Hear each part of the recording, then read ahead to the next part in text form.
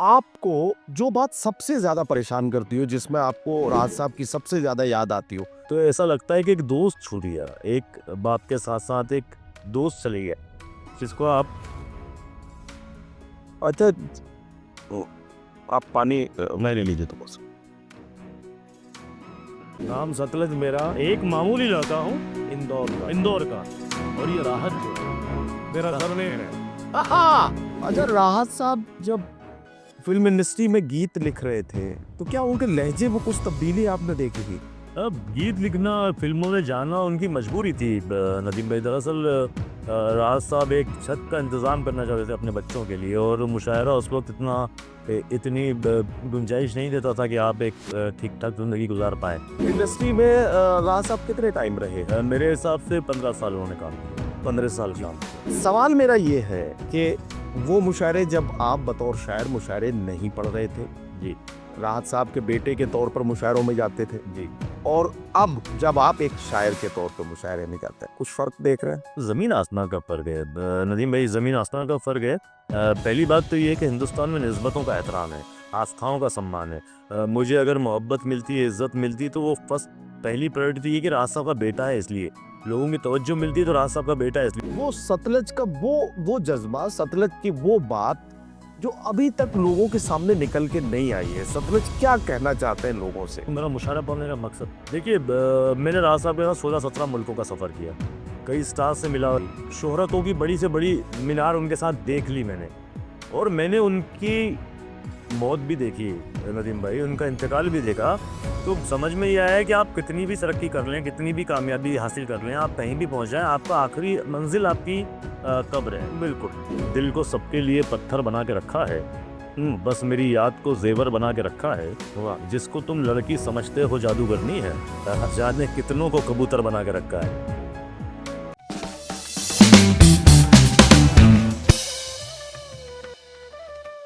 दोस्तों आदाब, मैं आपका दोस्त नदीम फर्रुख। हमारी नई सीरीज़ इन दिनों आपकी बड़ी मोहब्बतें हासिल कर रही है, और उस सीरीज़ का नाम है बातचीत। कुछ चटपटी बातों के साथ हम हिंदुस्तान के उभरते हुए टैलेंट को आपके बीच में ला रहे हैं, और उनसे आपकी मुलाकात करा रहे हैं, जिनसे मिलना और जिनके बारे में जानना आप बहुत बड़ी शिद्दत से आप महसूस कर रहे हैं कि इनके बारे में ज़्यादा से ज़्यादा जाना जाए। आइए पहले मैं आपको कुछ शेर सुनाता हूँ। हमारे सर की फटी टोपियों पे तंज़ न कर, हमारे ताज अजायब घरों में रखे हैं। दूसरा शेर सुन लीजिए कि कब्र के पत्थर के नीचे थी मेरी अय्याशियाँ, और मेरे अमाल का साया मेरे बच्चों पे था। अब तीसरा शेर सुनिए, और तीसरा शेर सुनेंगे तो आप वहां पहुंचेंगे जहां मैं आपको ले जाना चाहता हूं। उसकी कत्थई आंखों में है जंतर मंतर सब, चाकू वाकू छुरियां बुरियां खंजर वंजर सब। अगले शेर पर मैं आता हूं, तो अगला शेर मैं आपको यह सुनाना चाहता हूं कि मेरे अंदर से एक एक करके सब कुछ हो चुका रुखसत, मगर एक चीज बाकी है जिसे ईमान कहते हैं। ये जो मैंने शेर आपको सुनाए हैं, जैसे-जैसे मैंने आपको शेर सुनाए हैं, आपके ज़हन में एक लाइन डायग्राम बनना शुरू हुआ होगा, और वो डायग्राम धीरे-धीरे, धीरे-धीरे एक तस्वीर में बदला होगा, और वो तस्वीर बनी होगी हिंदुस्तान के एक ऐसे बड़े कलंदर शायर की, जिन्होंने 50 सालों तक, यानी आधी सदी तक हिंदुस्तान और पूरी दुनिया के मुशायरों पर हुकूमत की। पूरी दुनिया के मुशायरों पर एक बादशाह के तौर पर हुकूमत करने वाले उस कलंदर सिफत शायर का नाम जनाबे डॉक्टर राहत इंदौरी। आप अच्छे से उनके बारे में जानते हैं, सैकड़ों किस्से आपको उनके याद हैं, बहुत सारी यादें आपके जहनों में महफूज हैं। लेकिन अब राहत साहब हमारे बीच में नहीं है। दुआ करते हैं अल्लाह उन्हें गरीक रहमत करे, और इस दुआ के साथ मैं अब आपसे ये बात कहना चाहता हूँ, अब सदी बदली है, पीढ़ी बदली है, नई नस्ल सामने आई है। राहत साहब के साये की तरह राहत साहब की खिदमत में एक सादतमंद फर्जंद का फर्ज निभाते हुए एक नौजवान को आपने अक्सर देखा, जो खामोश रहता था, धीरे से राहत साहब को एक पुड़िया देता था और उन्हें याद दिलाता था कि उनकी दवा का वक्त है। राहत साहब वो पुड़िया लेते थे, दवा खाते थे, और उसके बाद फिर वो नौजवान अपने कामों में लग जाता रहा। सफर के दौरान बहुत बार आप उस नौजवान से मिले, आप सिर्फ उसे एक बेटे के तौर पे जानते थे, लेकिन पिछले 10-15 सालों से मुझे और मेरे जैसे बहुत से शायरों को इस बात का इल्म था कि राहत साहब के वो फर्जंद जिन्हें आज आप एक कामयाब शायर और नाज़िम मुशायरा के तौर पे देख रहे हैं, वो जनाब सतलज राहत इंदौरी। सतलज राहत इंदौरी राहत साहब के बेटे हैं, इसमें तो कोई शक नहीं, इसमें तो ज़ाहिर है आप भी जानते हैं, हम भी जानते हैं। लेकिन सतलज राहत इंदौरी उस तरह के बेटे नहीं हैं कि वालिद साहब की गज़ल लेकर या 4 गज़लें लेकर मुशायरों में निकल पड़ें। इस तरह के बेटे भी बहुत आ रहे हैं मार्केट में, लेकिन जो थोड़े से सच्चे लहजे और अपने सच्चे जज़्बात के साथ मुशायरों में आए हैं, उनमें से एक बड़ा नुमायाँ नाम है, वो नाम है सतलज राहत इंदौरी का। आज हम सतलज राहत इंदौरी से कुछ चटपटी खूबसूरत सी बातचीत करेंगे। आप हमारे साथ बने रहिएगा। मैं आपसे वादा करता हूँ कि इस पॉडकास्ट में भी आपको आखिर तक बने रहने पर बहुत सारा मज़ा आने वाला है। बहुत सारी मज़ेदार बातचीत होंगी। कुछ ऐसे पहलू हम छुएँगे जिनके बारे में आप बहुत दिनों से जानना चाहते थे, लेकिन आपको उसके बारे में अभी तक कोई तसल्ली बख्श जवाब नहीं मिल सका था। आइए तो मुलाकात करते हैं जनाब सतलज राहत इंदौरी से। सतलज, अस्सलाम वालेकुम। वालेकुम अस्सलाम, बहुत शुक्रिया। क्या हाल है? अल्हम्दुलिल्लाह, आपकी तकरीर सुन के आपने जो मेरे बारे में इतनी खूबसूरत राय बताई तो मुझे बड़ी खुशी भी और एक तरह से मैं जज्बाती भी हुआ जब आपने राज साहब का ज़िक्र किया। बहुत-बहुत शुक्रिया कि आपने मुझे याद फरमाया। सतलज, आपका बहुत इस्तकबाल है, आप लखनऊ में आज हैं। सुख़ानदान के जो चैनल्स हैं, उसमें मेरे नाम से एक ऑफ़िशियल चैनल है नदीम फ़र्रुख ऑफ़िशियल, उस पर इन दिनों हमने ये नई सीरीज़ जी।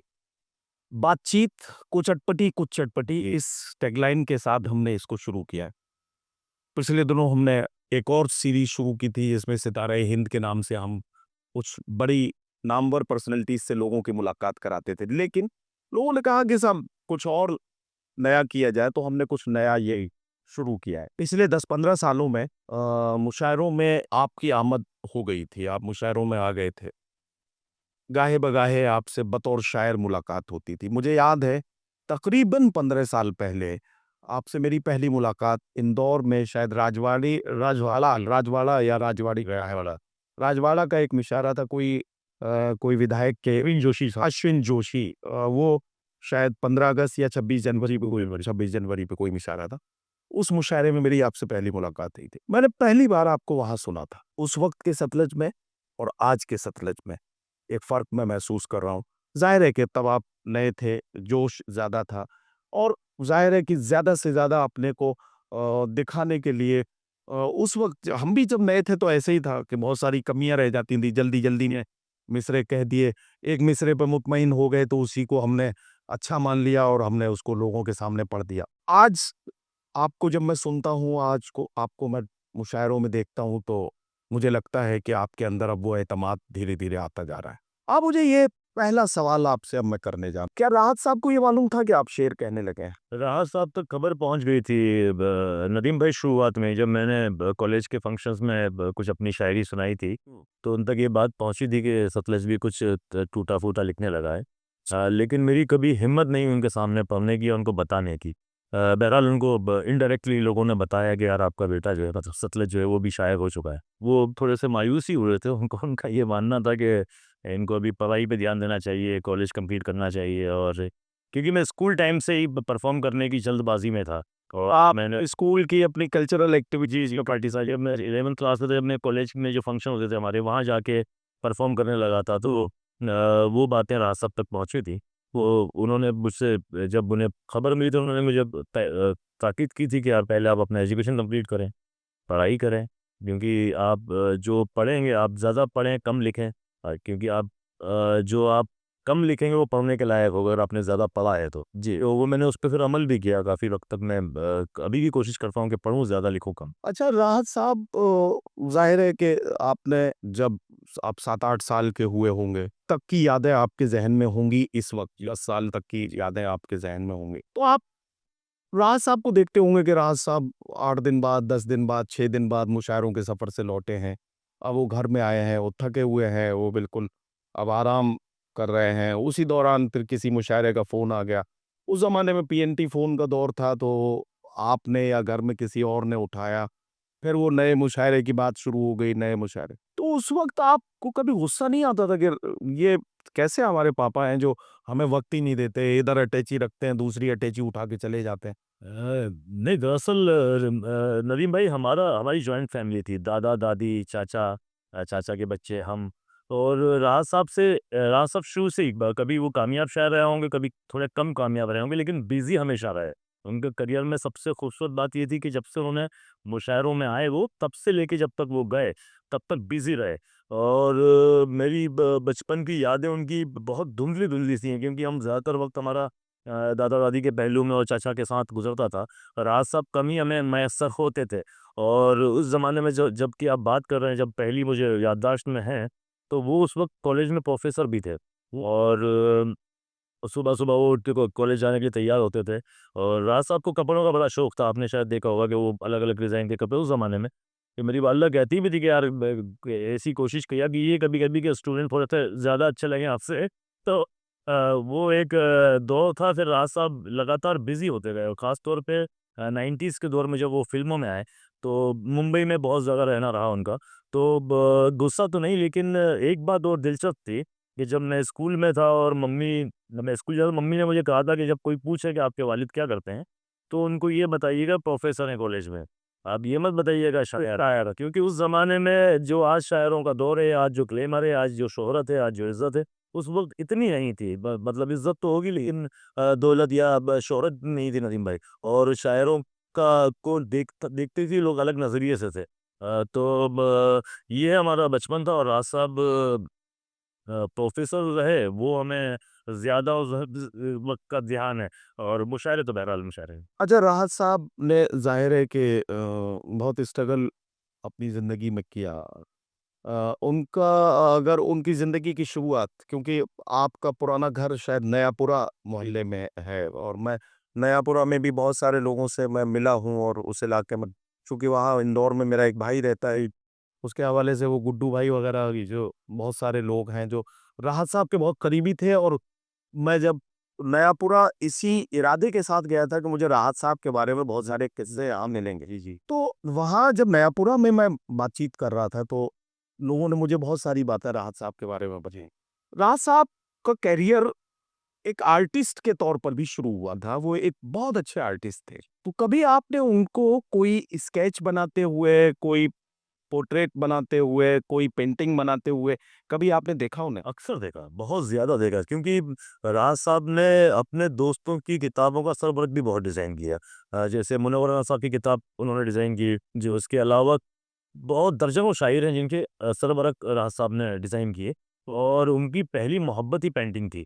और अभी भी अगर आप इंदौर में जाएँगे तो कई बाज़ार ऐसे हैं जिसने मैक्सिमम होर्डिंग जो है राज साहब के हाथ से लिखे हुए हैं। अभी भी मिलेंगे। जी, जी, ख़ास तौर पे रानीपुर आप जाएँगे तो वहाँ पे कई टेलरों की दुकान या कोई जो दुकानें हैं वहाँ पे आज भी उन लोगों ने उसको वैसे के फ्रेम करा के वही लगाए हुए हैं। बाकायदा होल्डिंग्स पे राज साहब के हाथ से बनी हुई वो आपको डिज़ाइन दिखेंगी। तो वो उनका बहुत खूबसूरत शौक था। उसके अलावा अपने दोस्तों के बच्चों की शादी का कार्ड भी उन्होंने लिखा भी और उसको डिज़ाइन भी खूब किया। अच्छा, एक दिलचस्प किस्सा सुनिएगा आप नदीम भाई। एक राज साहब के स्टूडेंट थे हारून नाम के। तो हारून साहब की शादी थी, निकाह था, तो उन्होंने राज साहब से गुज़ारिश की कि आप मेरा कार्ड प्लीज़ लिख भी दें और उसको डिज़ाइन भी कर दें। तो राज साहब ने बड़ी खूबसूरत कैलीग्राफ़ी में हारून का निकाह एक एक डिज़ाइन उस पे लिखी और उसके बाद पूरा मज़मून उसका शादी का। फिर देन ये हुआ कि वो बड़ा खूबसूरत कार्ड लगा लोगों को जहाँ भी गया। अब लोग बहुत से ऐसे थे जो नावाकिफ़ थे ज़ुबान से और उस डिज़ाइन से और उर्दू से, तो उनको लगा ये एक डिज़ाइन ही है। जी, तो पता चला सलीम की शादी में भी हारून का निकाह लिखा हुआ है, कलीम की शादी में भी हारून का निकाह लिखा हुआ है। और बड़े दिन बाद है लोगों ने उस डिज़ाइन को कॉपी करी, उस डिज़ाइन को कॉपी किया और लोगों को लगा ये एक सिर्फ़ डिज़ाइन है, लेकिन वो हारून का निकाह लिखा हुआ था। अरे! अरे! ये एक बड़ा दिलचस्प बात थी कि लोगों ने उसको इस्तेमाल करते रहे वो बरसों तक। फिर जब राज साहब ने ही बताया कि भाई ये तो हारून का, ये मैंने ही बनाया और ये तो आप अपने बच्चे किसी ने शादी काट दिया राज साहब को, कि साहब को आपको आना है, तो उन्होंने कहा अच्छा, अच्छा, अच्छा, इमरान की शादी है। लेकिन आपने यहाँ पे तो हारून का निकाह लिखा हुआ है, ये डिज़ाइन भी मैंने बनाई थी। अरे बोला साहब हमारे पास तो कार्ड आया तो हमें अच्छा लगा। तो इस तरह की बातें। जी, अच्छा, आपके बड़े भाई का नाम है फैसल। जी, आप 2 भाई हैं, जी। बहनें? एक बहन और है हमारी शिबली। जी, शिबली आपकी बहन। जी, आप 3 भाई-बहन। जी। ज़ाहिर है कि आप छोटे या शिबली? सबसे छोटा मैं हूँ। सबसे छोटे आप। सबसे बड़ी मेरी बहन है, फिर भाई है, फिर देन मैं हूँ। अच्छा, जी। यानी कि सबसे पहले शिबली, शिबली के बाद में फैसल, फैसल के बाद में आप। आप घर में सबसे छोटे थे। जी, सबसे छोटे के साथ ये होता है कि या तो उसे मोहब्बत ज़्यादा मिलती है, जी, या उसे डांट ज्यादा मिलती? जी, मोहब्बत इसलिए ज्यादा मिलती है कि सब लोग सोचते हैं यार छोटा है, इसके साथ मोहब्बत का सलूक रखा जाए। जी, डांट इसलिए कि वालिद भी डांट रहे हैं और बड़ा भाई भी डांट रहा है। जी जी जी, तो ये इस तरह से डांट उसको ज्यादा मिलती है। आपको क्या मिला ज्यादा? साहब मेरे घर वालों की ख्वाहिश ये थी कि मुझसे मोहब्बत और मुझे लाड़ प्यार ज़्यादा करें, लेकिन चूँकि मेरी हरकतें ऐसी थी, उनको डाँटना पड़ा। तो हालाँकि मैं ब वो चाहते थे कि वो मुझसे मोहब्बत करें, लेकिन मेरी जो अमल था, वो उनको उससे रोक रहा था। तो मुझे डाँट ज़्यादा मिली। अच्छा। जी। अच्छा, ये बताइए, जैसे राहत साहब अपने रूम में हैं, जी, अपने फ्लैट में, अपने रूम में या अपने बेडरूम में है वो, और वहाँ उन्हें किसी चीज़ की ज़रूरत पड़ी और उन्होंने आवाज़ लगाई, जी, अरे सुनो, या कोई इस तरह से कोई भी आवाज़ लगाई, तो उस वक़्त कौन सबसे पहले ये चाहता था कि मैं जाके पहुँच जाऊँ? सभी लोग मैं राज साहब के मतलब राज साहब की फैमिली के देखें कि अगर देखें तो राज साहब भी बड़े खिदमत गुजार रहे उनके वालिदैन के। और उनके बाद की पीढ़ी तो बहुत कमज़ोर रहेगी, लेकिन हम नंबर 1 पे राज साहब को रखेंगे कि हमने हमने अपने दादा-दादी के आखिरी वक़्त तक उनकी खिदमत करते हुए राज साहब को देखा। अच्छा। तो उस राज साहब की नकल ही है ये, जो हम लोग करते रहे कि यार हम कुछ थोड़े से कुछ परसेंट राज साहब जैसे बन जाएँ। हालाँकि नहीं बन पाए, लेकिन राहत साहब की खिदमत-गुज़ारी जो है वो बहुत मशहूर है पूरे ख़ानदान में भी, और उन्होंने अपने वालिदैन को जिस तरीके से मोहब्बत से रखा, हम नहीं रख पाए। अच्छा, मैं एक चीज़ महसूस करता हूँ, क्या आप तीनों बहन-भाई राहत साहब से कभी-कभी डरते भी थे तो क्या? मैं डरता था, मेरे मेरी ड डर मेरा डर बहुत ज़्यादा था, बाकी फैसल भाई और बाजी तो बहुत ज़्यादा लाड़की थीं। शिबली बाजी जो हैं वो तो राहत साहब के बहुत करीब थीं, हमेशा हैं। और फैसल भाई भी चूँकि उनका रिज़ल्ट बड़ा पॉज़िटिव आता था। एक सोफ़िस्टिकेटेड एक वो इंसान थे, और पढ़ाई-लिखाई में वो उनका कॉर्पोरेट स्टाइल का अपना वो है, वैसे थोड़ा-सा बिखरा-बिखरा सा रहा। तो राहत साहब के दोनों बड़े मतलब मैं अगर देखा जाए, हालाँकि औलादें सब अच्छी होती हैं, लेकिन राहत साहब के करीब अगर कोई था तो वो फैसल भाई और शिबली, मुझसे ज़्यादा। अच्छा, लेकिन अब राहत साहब एक आर्टिस्ट से, एक प्रोफ़ेसर से, एक लिरिसिस्ट से, जो फ़िल्म इंडस्ट्री का एक कामयाब लिरिसिस्ट के तौर पे बहुत सारी बड़ी फ़िल्मों के गीत लिखने के बाद, फिर मुशायरों के कामयाब तरीन शायर के तौर पे अपनी ज़िम्मेदारियाँ निभा, अब धीरे-धीरे राहत साहब की जो का जो ऑरा है, वो और ज़्यादा बड़ा होता जा रहा है और राहत साहब एक सेलिब्रिटी हो गए हैं। जी। आपको याद होगा कि दुनिया भर में राहत साहब का जाना होता था। हिंदुस्तान में हर टीवी चैनल उन्हें बुलाना चाहता था। वो खुद ये बात कहते हैं कि मैं अगर जो है अपना लहज़ा बदल लूँ और थोड़ा-सा खुशामद पसंद हो जाऊँ तो मुझे भी बहुत सारे जो है वो एज़ाज़ात मिल सकते हैं, बहुत सारे अवार्ड मिल सकते हैं। और उन्होंने अपने एक शेर में भी इस बात का ज़िक्र किया कि एक हुकूमत है जो इनाम भी दे सकती है, एक कलंदर है जो इंतज़ार भी कर सकता है। तो ये राहत साहब का जो लहज़े इनकार था, जी, इसे आप लोग कैसे सोचते थे कि यार पापा इतने अगर ज़रा-सा अपने को सॉफ्ट कर लें तो पापा को भी पद्मश्री मिल सकता है, पापा को भी ये मिल सकता है। कभी आप लोगों के दिमाग में ये ख़्याल आया? नदीम भाई आप अभी कभी इंदौर घर तशरीफ़ लाएँगे तो हमारा एक बड़ा-सा हॉल है, जिसके अंदर राज साहब को मिले हुए शील्ड और जो बाकी ट्रॉफ़ीज़ हैं, उससे वो पूरा कमरा भर चुका है। या उसके अलावा बहुत सारे ट्रॉफ़ीज़ को हमको पैक करके रखा, और रखना की वजह ये थी कि इतनी जगह नहीं थी, और उनकी तस्वीरें जो थी उनको हमें दीवार पे लगाना पड़ा। तो राज साहब को बिना माँगे अल्लाह ने इतना दिया कि उनको किसी चीज़ की ज़रूरत नहीं थी। और दूसरा, अगर कोई आपको इनाम से नवाज़ता है, ख़ास तौर पर सरकारी इदारे कोई, तो वो उसके बदले में भी कुछ चाहते हैं। और मुझे लगता है कि राज साहब इसके खिलाफ थे। वो हमेशा वही बात कहना चाहते थे जो मज़लूम के हक़ की बात हो, या जो बात सच हो। किसी के बशी बस साहब का शेर है ना कि जाने क्या मुझसे लिखाना है कि अब मेरे लिए कभी चांदी कभी सोने के कलम आते हैं। तो सोने चांदी के कलम से उन्होंने इनकार किया, अपने सादे कागज़ पे सादी कलम से वो सच्चाई लिखते रहे। अभी तक जितने सवाल मैंने किए हैं वो सारे राहत भाई के हवाले से किए हैं। मतलब मैं राहत भाई के साथ आपकी जो यादें हैं, जी, मैं उसमें से कुछ निकालने की कोशिश कर रहा हूँ, कुछ चीज़ें निकाल रहा हूँ। जी, कोविड का मुश्किल दौर आया। हाँ जी। अचानक खबर मिली कि राहत साहब कोविड से इन्फेक्टेड हो गए हैं, कोविड हो गया है जी। और राहत साहब हॉस्पिटलाइज़ हुए।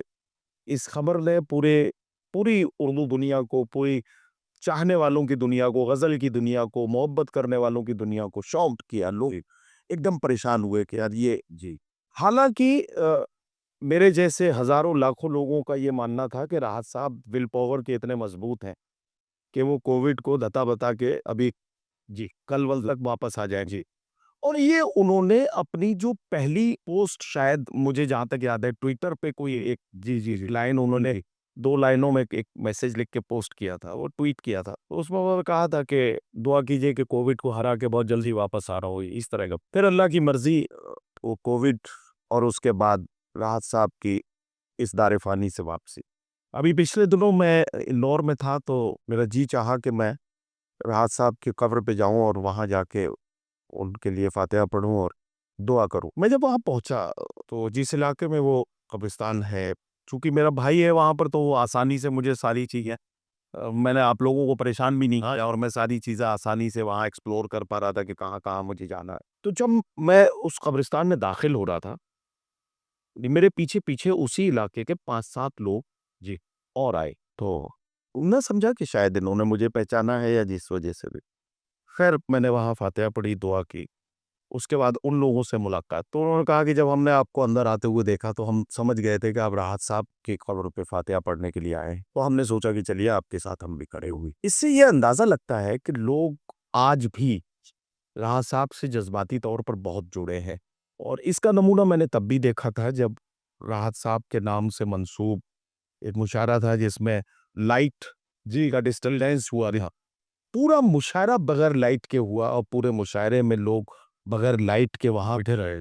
उस ऑडिटोरियम से एक आदमी निकल के नहीं गया। ये राहत साहब के साथ लोगों की अकीदत का नमूना है। तीसरा मंज़र मैंने वो तब देखा जब आपके राहत इंदौरी फाउंडेशन ने जश्न राहत किया, राहत की बात जी, उन्वान से आपने प्रोग्राम किया। और उसपे साहब सुबह से आए हुए लोग और रात के आखिरी हिस्से तक उस प्रोग्राम में मौजूद रहे और जिस तरह से लोग जिस शिद्दत के साथ उस प्रोग्राम में मौजूद थे, तो ये अपने आप में एक बड़ा कमाल था। ज़ाहिर है कि हर बेटे को अपने वालिद की कामयाबियों का जश्न देखते हुए अच्छा लगता है। लेकिन मैं ये देख रहा था कि आप उन दिनों ज़्यादा जज़्बाती हो रहे थे मतलब कई बार आपकी आवाज़ भर्रा जाती थी राहत साहब का कोई किस्सा बताते वक़्त। उन्हीं जज़्बाती किस्सों में से कि जो आपके ज़हन में आज तक महफ़ूज़ हैं, जिनकी वजह से आप अपने वालिद को वैसे तो हर बेटा अपने वालिद को हमेशा मिस करता है। लेकिन आपको जो बात सबसे ज़्यादा परेशान करती हो, जिसमें आपको राहत साहब की सबसे ज़्यादा याद आती हो, ऐसा कोई वाक़या आपके ज़हन में? नदीम भाई मैं एक लम्हे के लिए, एक पल के लिए राज साहब को भूल नहीं पाता हूँ। मेरे साथ सबसे बड़ी परेशानी ये है क्योंकि मैंने क तकरीबन 6-7 साल तक लगातार उनके साथ सफ़र किया। आपके लखनऊ में भी आज आया हो तो इससे पहले मैं कई बार राहत साहब के साथ यहाँ पे आया। तो और पूरी दुनिया में आप दुबई हुआ या ऑस्ट्रेलिया हुआ या मैं सारी सड़कें, सारे सवारियाँ मैंने राहत साहब के साथ ही देखी हैं, सारी इमारतें मैंने राहत साहब के साथ देखी हैं। तो अब मैं जब अमते इंदौर स्टेशन पे जाता हूँ या एयरपोर्ट पे जाता हूँ या अभी लखनऊ आया या चारबाग पे पहुँचा या अभी या राणा साहब के घर पे गया तो मुझे ज़्यादा याद आती है। मैं अपने घर में राज साहब को कम याद करता हूँ, सड़कों पे ज़्यादा याद करता हूँ।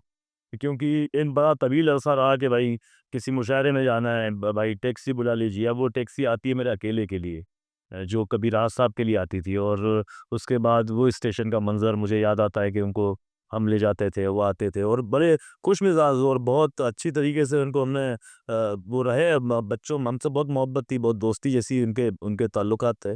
तो ऐसा लगता है कि एक दोस्त छूट गया, एक बाप के साथ-साथ एक दोस्त चले गया, जिसको आप अच्छा ओ, आप पानी मैं ले लीजिए तो बस। कोई नहीं, कोई बात ज़रा-सा आप उनके जी, उनके इंतकाल की बात मत कीजिए, आप उसके अलावा आगे-पीछे की कोई बात कर सकते हैं मुझसे।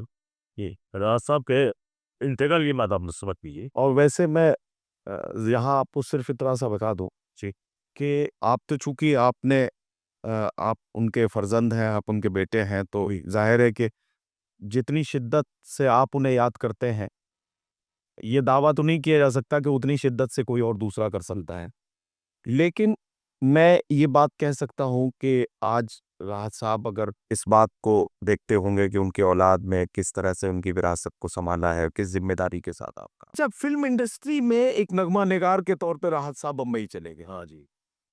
और फिर वो उन्होंने मुशायरों के सफर भी बम्बई से ही करने शुरू कर दिए। वो राहत साहब इंदौर से न सफर करके अब राहत साहब बम्बई से सफर करने लगे थे। अच्छा, राहत साहब जब फिल्म इंडस्ट्री में गीत लिख रहे थे तो क्या उनके लहजे में कुछ तब्दीली आपने देखी थी? अब गीत लिखना, फिल्मों में जाना उनकी मजबूरी थी नदीम भाई। दरअसल राज साहब एक छत का इंतज़ाम करना चाहते थे अपने बच्चों के लिए, और मुशायरा उस वक़्त इतनी गुंजाइश नहीं देता था कि आप एक ठीक-ठाक ज़िंदगी गुज़ार पाएँ। तो पैसों की ललक और पैसों की ज़रूरत उनको मुंबई तक ले गई, और उसी वजह से मुंबई में थे, क्योंकि राज साहब जो हैं वो हमेशा से एक फैमिली मैन थे। उनको घर पसंद था, उनको घर के लोग पसंद थे, अपने माँ-बाप के साथ रहना, अपने बीवी-बच्चों के साथ रहना। और मुशायरा भी उनकी मजबूरी था और फ़िल्में भी उनकी मजबूरी रहीं। और वो सिर्फ़ और सिर्फ़ पैसों के लिए इंडस्ट्री में गए। और जब उनका वो काम हो गया तो फिर उन्होंने फ़िल्म को अलविदा भी कह दिया। मतलब आप ये मान के चलें कि बराड़ साहब ने आखिर के 20 साल तो फ़िल्म में लिखा भी नहीं। बहुत कम जो बहुत उनके पसंदीदा डायरेक्टर थे, जैसे महेश भट्ट साहब हुए, या विदुर चोपड़ा हुए, या राजकुमार हिरानी हुए, और जिनसे उनका बहुत ज़्यादा ट्यूनिंग किया, जिनसे उनकी बहुत ज़्यादा अच्छा ताल्लुकात, तो उनके साथ ही काम किए। अच्छा, क्या ऐसा भी था कि राहत साहब जब फ़िल्मों में गीत लिख रहे थे, अनु मलिक से उनका कोई एग्रीमेंट किसी तरह का था? नहीं, एग्रीमेंट नहीं था, लेकिन अनु मलिक उनसे बहुत रिकॉर्डेड काम किया अनु मलिक ने उनके साथ। मुझे लगता है कि राज साहब का मैक्सिमम काम अनु मलिक के साथ रहा, 90%। हालाँकि उन्हें ए आर रहमान के साथ भी काम किया, शंकर एहसान लोहिस के साथ भी किया, लेकिन मैक्सिमम काम जो रहा वो अनु मलिक का रहा। और सुपर हिट सॉन्ग भी अनु मलिक के साथ ही उनके रहे, जो आज तक मतलब रिलीज़ हो रहे हैं। जैसे आपको एक बात बताऊँ, मैं खुद्दार फ़िल्म में गाना था राज साहब का, तुम सा कोई प्यारा कोई मासूम नहीं है। वो वापस आया, जो भोजपुरी स्टार है पवन सिंह, उन्होंने उसको वापस रिलीज़ किया अभी कुछ वर्ष पहले। उसके अलावा उनका घातक का गाना था, कोई जाए तो ले आए मेरी लाख दुआएँ पाए। हाँ, वो अभी रिलीज़ हुआ है इसी महीने, और वो वापस से चार्टबस्टर हो चुका है। तो उनके फ़िल्मी गीत बड़े कामयाब तरीन गीत रहे, जैसे करीब पे आने हुए, हुँ। या मिशन कश्मीर का हुआ, या मर्डर हुआ, दिल को हज़ार बार रोका, रोका, रोका, हाँ, या इश्क हुई। तो ये उनके फ़िल्मों में गाने जो थे वो बहुत बहुत ज़्यादा कामयाब तरीन गाने थे। इस वजह से उनकी इंडस्ट्री में डिमांड बहुत ज़्यादा बढ़ी हुई थी। अच्छा, वो इसलिए भी कि राहत साहब गीत लिखते वक़्त जो अदबी तकाज़े हैं शायरी के, तो उनका दामन भी नहीं छोड़ते थे। इसीलिए ज़ाहिर है कि वो उर्दू शायरी की जो चाशनी है, वो उनके गीतों में नज़र आती थी। अच्छा, उस दौरान आप बम्बई गए कभी? मैं गया राज साहब के साथ, राज साहब का फ्लैट था मिल्लत नगर में, हम लोग छुट्टियों में जाते थे। अच्छा, कि जब छुट्टी है उस वक़्त हम राज साहब के साथ मुंबई में। तो कुछ एक्टर्स से भी या फिल्म सिंह डायरेक्टर्स के साथ? जी, जी, जी। मैं कई लोगों से मिला, जैसे अभी आमिर खान साहब के यहाँ हमारी आमिर खान की जब दंगल फ़िल्म हिट हुई थी, तो उन्होंने उसकी सक्सेस पार्टी पंचगनी में अपने फार्म हाउस पे की थी। तो उसमें राज साहब को इनवाइट किया था कि आप परफ़ॉर्म कीजिए। तो उस वक़्त आमिर खान से मुलाकात हुई, नवाज़ुद्दीन सिद्दीकी इंदौर आए थे प्रमोशन के लिए, तो वो राज साहब को ढूँढने लगे। उनसे मुलाकात हुई। तो फ़िल्म स्टार से तो काफ़ी पुराने हाँ, मैं अरे वो हमारे देखिए, राहत साहब का जो ऑरा था और राहत साहब जी, का जो कद था, जी। तो फ़िल्म इंडस्ट्री के जितने भी आर्टिस्ट हैं, वो कोई कितना ही बड़ा जी, बड़ा आर्टिस्ट हुई, लेकिन वो राहत साहब के कद के सामने छोटा नज़र आता था। लेकिन राहत साहब दिलीप साहब के बहुत बड़े फैन थे। अच्छा, नदीम भाई, मतलब दिलीप कुमार, मतलब राहत साहब डाई हार्ड फैन जिसे कहते हैं, वो दिलीप साहब के थे, राहत साहब। अच्छा, आप बस कर सकते हैं दिलीप साहब की अदाकारी को, हालाँकि वो बहुत नौजवानी में ही, जब राहत साहब की 70s में ही दिलीप साहब से उनकी पहली मुलाकात हो चुकी थी। फिर देन दोस्ती हो गई थी। फिर राहत साहब की बारे में दिलीप साहब ने एक इंटरव्यू भी दिया था, और राहत साहब की किताबें भी अक्सर वो पढ़ते थे, शेर भी पढ़ते थे, लेकिन राहत साहब उनके फैन थे। दिलीप साहब जी पे बहुत खास इंडस्ट्री में राज साहब कितने टाइम रहे? मेरे हिसाब से 15 साल उन्होंने काम किया है। 15 साल जी, काम किया। लेकिन मुस्तकिल नहीं होके, वो आना-जाना करते रहे। मुंबई को उन्होंने अपना फुल ठिकाना नहीं बनाया। हाँ, मतलब वो लगातार सफ़र करते रहे। वो हालाँकि उस दौरान भी मुशायरों के सफ़र उन्होंने जारी रखे अपने। जी, जी, जी, जी। अच्छा, पिछले दिनों जब वो कपिल शर्मा शो में आप लोग गए, जी, जी, तो उसमें मुझे याद है कुमार विश्वास जी और राहत भाई और शबीना अदीब साहिबा, ये शायद पैनल था, जी, जी, जो हमारे शायरों का और कवियों का था, तो उसमें ये लोग थे। और मैं समझता हूँ कि जितने भी शायर गए हैं उनसे पहले या उनके बाद अब तक जाते रहेंगे। जी, जी, जी। कपिल शर्मा शो का जो कामयाब तरीन एपिसोड होगा शायद वो है जी, जी, जिसमें जी। राहत भाई मौजूद थे। जी, जी। राहत भाई ने बहुत सारे शेर भी उसमें सुनाए। उसमें आपको भी कुछ शेर सुनाने का मौका मिला था। कपिल शर्मा ने एकदम सामने से आपको बुलाया और वहाँ ये हुआ कि भई ये सतलज हमारे बीच में है, तो क्यों ना सतलज से भी कुछ शेर सुने जाए। याद है कौन सी गजल सुनाई थी? मेरे साथ दो शेर चार मिसरे पड़े थे कि दिल को सबके लिए पत्थर बना के रखा है, बस मेरी याद को जेवर बना के रखा है, वाह जिसको तुम लड़की समझते हो जादूगरनी है, जाने कितनों को कबूतर बना के रखा है, वाह। तो वो वहाँ सुनाया था, एक आध गजल के दो तीन शेर वो सुनाए थे जी। अच्छा जी। खैर, राहत साहब की कामयाबियों के सिलसिले तो ज़ाहिर है कि उनका तो जितना ज़िक्र किया जाए उनके लिए तो बहुत सारे मामले। अब इन दिनों आप मुशायरों में एक अच्छे और कामयाब शायर के तौर पर और मैं बड़े एतमाद से कह सकता हूँ कि निज़ामत में भी आप बहुत सच्चाई के साथ मुशायरों की नाज़िम के तौर पर भी आप अपना काम कर रहे हैं। सवाल मेरा ये है कि वो मुशायरे जब आप बतौर शायर मुशायरे नहीं पढ़ रहे थे, जी। राहत साहब के बेटे के तौर पर मुशायरों में जाते थे, जी। और अब जब आप एक शायर के तौर पर मुशायरे में जाते हैं, कुछ फ़र्क देख रहे हैं? ज़मीन आसमान का फ़र्क है नदीम भाई, ज़मीन आसमान का फ़र्क है। पहली बात तो ये है कि हिंदुस्तान में निस्बतों का एहतराम है, आस्थाओं का सम्मान है। मुझे अगर मोहब्बत मिलती है, इज़्ज़त मिलती है, तो वो फर्स्ट पहली प्रायोरिटी ये कि राहत साहब का बेटा है इसलिए। लोगों की तवज्जो मिलती है तो राहत साहब का बेटा है इसलिए। मुझे ये लगता है कि राहत साहब की वजह से मेरे लिए थोड़ा-सा ईज़ी रहा मुशायरों में आना, और मुझे लोग मोहब्बत भी इसलिए करते हैं कि मेरा राहत साहब से मेरा नाम मंसूब है, और हालाँकि मुशायरों का पूरी शक्ल चेंज हो चुकी है, पूरा सब कुछ बदल चुका है। लेकिन हाँ, राहत साहब की इज़्ज़त बरकरार है। आज भी मैं मुशायरे में कहीं शिरकत करता हूँ, तो कोई भी मुशायरा राहत साहब के ज़िक्र के बिना मुकम्मल नहीं होता है। और शायरों की मोहब्बत अकीदत मुझसे जो होती है, और राहत साहब के जाने के बाद, वो मुझे लगता है कि राहत साहब ने यही इज़्ज़त कमा के गए हैं जो मुझे आज कह प्रकट हो रही है। राहत साहब के बारे में एक बात कही जाती थी, जी, एक सीनियर शायर, मैं नाम नहीं लूँगा वो उनका, वो एक जुमला बोलते थे, वो कहते थे यार राहत साहब या राहत इंदौरी इतना कमाल का शायर है जी। जो एक वक्त में 4 तरह की शायरी करता है। तो अब ये मेरे जैसे आदमी के लिए ये तजस्सुस पैदा करने वाली बात थी कि मैं इस बात को समझने की कोशिश करूँ कि एक वक्त में 4 तरह की शायरी का क्या मतलब है। जी। तो मैंने उनसे पूछा कि हुज़ूर ये बताइए कि आप जो कह रहे हैं कि राहत इंदौरी साहब इतना अजीब तरह का शायर है कि जो एक वक्त में 4 तरह की शायरी, ये क्या मतलब है मुझे बताएँ? तो उन्होंने बताना शुरू किया। बोले देखिए साहब, राहत इंदौरी साहब जो मुशायरों में पढ़ते हैं, जी। वो उनका एक स्टाइल है, राइट। उनके कलाम। जी। राहत साहब का वो कलाम जो मुशायरों में वो नहीं पढ़ते, किताबों में बहुत मकबूल है, वो उनका दूसरा स्टाइल है, उनकी शायरी का। ठीक है। सही है, सही है। फिर उन्होंने कहा कि राहत साहब निसाई लहजे की तर्जुमानी का जो कलाम कह के इधर-उधर शायरात को हदिया, सदका कर देते हैं, वो तीसरा स्टाइल है। ठीक है? जी। और राहत साहब ये जो शेर और गज़ल और कता और 4 मिसरे ये कह के ये तू ले ले, ये तू ले ले, ये चल तेरे हुए। फिर उन्होंने मुझे एक किस्सा सुनाया कि दौरान सफ़र एक मतला हुआ, राहत साहब ने कहा कि इस मतले को जो अच्छे तरह से पढ़ के सुना देगा, ये मतला उसी का हो जाएगा। एक शायर ने उसे पढ़ के सुना दिया। राहत साहब ने कहा कि चलो ये मतलब तेरा हुआ। और उसके बाद वो 100 किलोमीटर, 150 किलोमीटर का सफ़र था। वो 150 किलोमीटर के सफ़र के दौरान वो गज़ल भी मुकम्मल हो गई और बहरहाल वो गज़ल भी उस शायर को दे दी गई।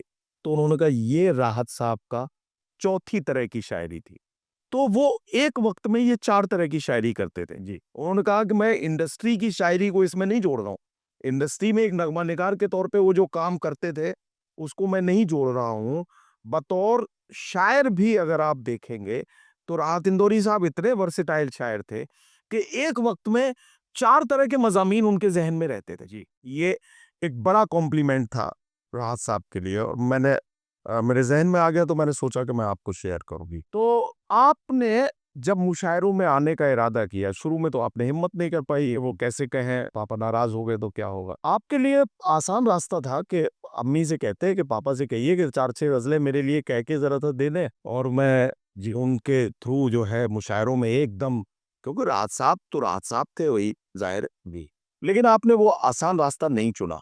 नहीं, ये मुश्किल रास्ता था। राज साहब के सामने बोलने की हिम्मत मेरी कभी नहीं रही, और राज साहब ने जब मुझे शुरुआत में उनको कॉलेज के टाइम में जब बताया मैंने कि यार ये मुशायरे पढ़ रहा है, उन्होंने रोका कि पढ़ाई कर लो। उसके बाद भी मेरे रिज़ल्ट लगातार ख़राब ही आते गए नदीम भाई। तो मैं इस कदर इतना मैं मतलब उनकी बातें नहीं मान रहा था जो मैं अपनी बात उनको कह पाता कि भैया मैंने देखिए मैं मेरिट में आ गया हूँ, मैंने 90% बन गया हूँ, मुझे मुशायरा पढ़ना है। मैं कभी भी ऐसा नहीं रहा कि यार मैंने उनका फ़क्र से छाती चौड़ी हो गई है, अब बोल बेटा क्या करना है? तो ऐसा कभी भी नहीं हुआ। हमेशा यही रहा कि यार ये फिर फ़ेल हो गया है। आके फिर कम नंबर आए हैं, इसकी शिकायत बाहर से आई है। तो मेरी शिकायतें मतलब राज साहब जब 3-4 दिन में आते थे घर पे नदीम भाई, और 2-4 शिकायत, तो मेरी शिकायतें वालदा उनसे करती थी, और मैं कोशिश ये करता था कि राज साहब जिस वक्त घर से या तो सो जाएं जब मैं एंट्री करूं, या उठे नहीं उससे पहले निकल जाऊं। ओके, तो मेरा ये अमल था जब तक मैं राज साहब के साथ रहने ना लगा। उससे पहले मैं मतलब मैं बहुत फर्माबरदार बेटा नहीं था। मेरे भाई जो है फैसल भाई, जब राज साहब की तबीयत खराब हुई तो उन्होंने डॉक्टर ने कहा कि राज साहब के साथ कोई साथ में हो तो ही इनको सफ़र करना चाहिए।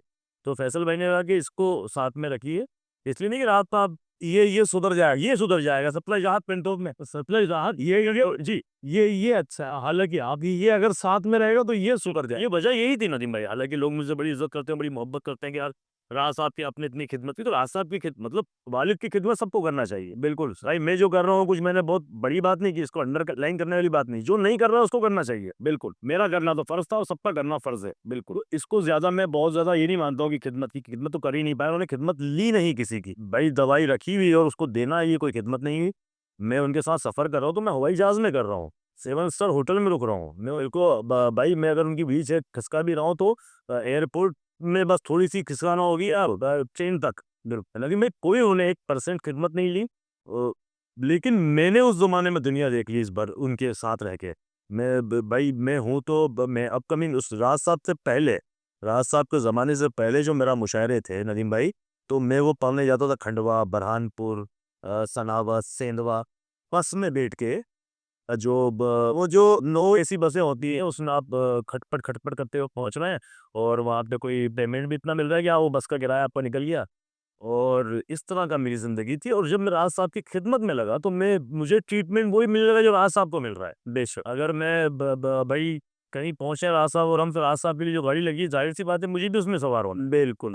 जिस होटल में उनका इंतजाम है, जाहिर सी बात है मेरा भी इंतजाम वही है। तो मुझे खिदमत तो मैं जो कर रहा था नहीं कर रहा था, लेकिन मुझे उसका अब आपको स्टार ट्रीटमेंट मिल रहा है सर, वो उसका अल्लाह उसका मुझे इनाम पहले दे रहा था, बिल्कुल। तो वो मुझे लगता है कि ये बात थी, और इज्जत भी लोग देखते थे कि यार राज साहब की खिदमत कर रहा है। हालांकि वो खिदमत नहीं थी, वो बस राज साहब के साथ सभी करते हैं अपने बाप को ये। अच्छा, अब आप जो है थोड़ा-सा मुशायरों में जी आपकी प्रेज़ेंस जैसे-जैसे बढ़ी है, जी जी तो अब जैसे आपकी वालदा, आपके भाई, आपकी बहन जब आपकी प्रेज़ेंस को देखते हैं, आपकी कामयाबियों को देखते हैं, जी तो अब ये लोग क्या कहते हैं आपसे? आपकी वालदा क्या कहती हैं? नहीं, उनको खुशी है और उनको लगता है कि हाँ, कुछ अपने वालिद की नक्श कदम पर है ये। हालाँकि ये मुझे शुरू करना बड़ा मुशायरा नहीं, मैं करना नहीं चाहता था। दरअसल इंदौर, देवास, उज्जैन जो हमारे आस-पास के इलाके हैं, वहाँ पे 40-40 साल से राज साहब मुशायरों की फ़हरिस्त बनाते थे। और जब राज साहब का इंतकाल हो गया उसके बाद भी मेरे पास वहाँ के कन्वीनर्स के फ़ोन आए, और उन्होंने सभी शायरों के नंबर मुझसे लिए। और हमारा पूरा खानवादा जो है देवास में है, मेरी ननिहाल है, ददेही ये है, वो है। तो और राज साहब का हर साल वहाँ जाना था। वो वहाँ का मुशायरा हमारे एक तरह से फैमिली फंक्शन होता था कि यार राज साहब आएँगे और मुशायरा होगा, और इस तरह से। तो जब राज साहब के इंतकाल के बाद 2021 में पहली बार मुशायरा हुआ वहाँ पे, तो उन्होंने मुझे मदऊ नहीं किया। उन्होंने सारे नंबर मुझसे लिए शायरों से, शायरों के भी नंबर लिए और सब कुछ ही, और आस-पास जो भी मुशायरे होते रहे, क्योंकि कॉन्टेक्ट राज साहब भी थे उनके। तो वो लगातार मुझसे मिलते रहे, बात करते रहे, और मुझसे फ़ोन नंबर लिए, और लेकिन मुझे मदऊ नहीं किया। मुशायरा जब करीब आया तो देवास से फ़ोन आए।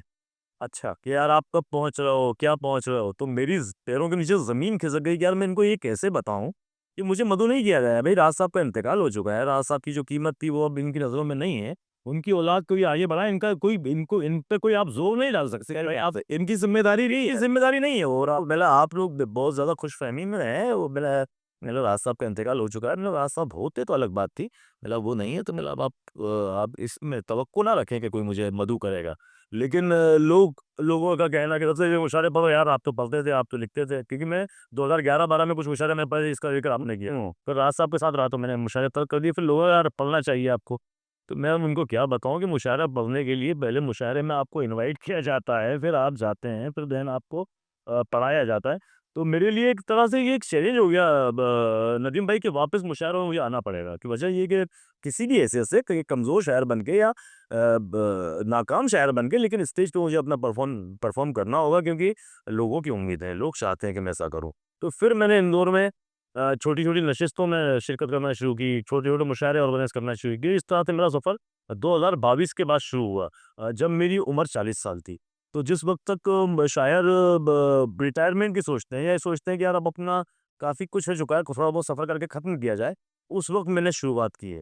तो मैं काफ़ी लेट भी हूँ और जहाँ पे पहुँचना मैं चाहता हूँ वहाँ पर पहुँच जाना चाहिए था।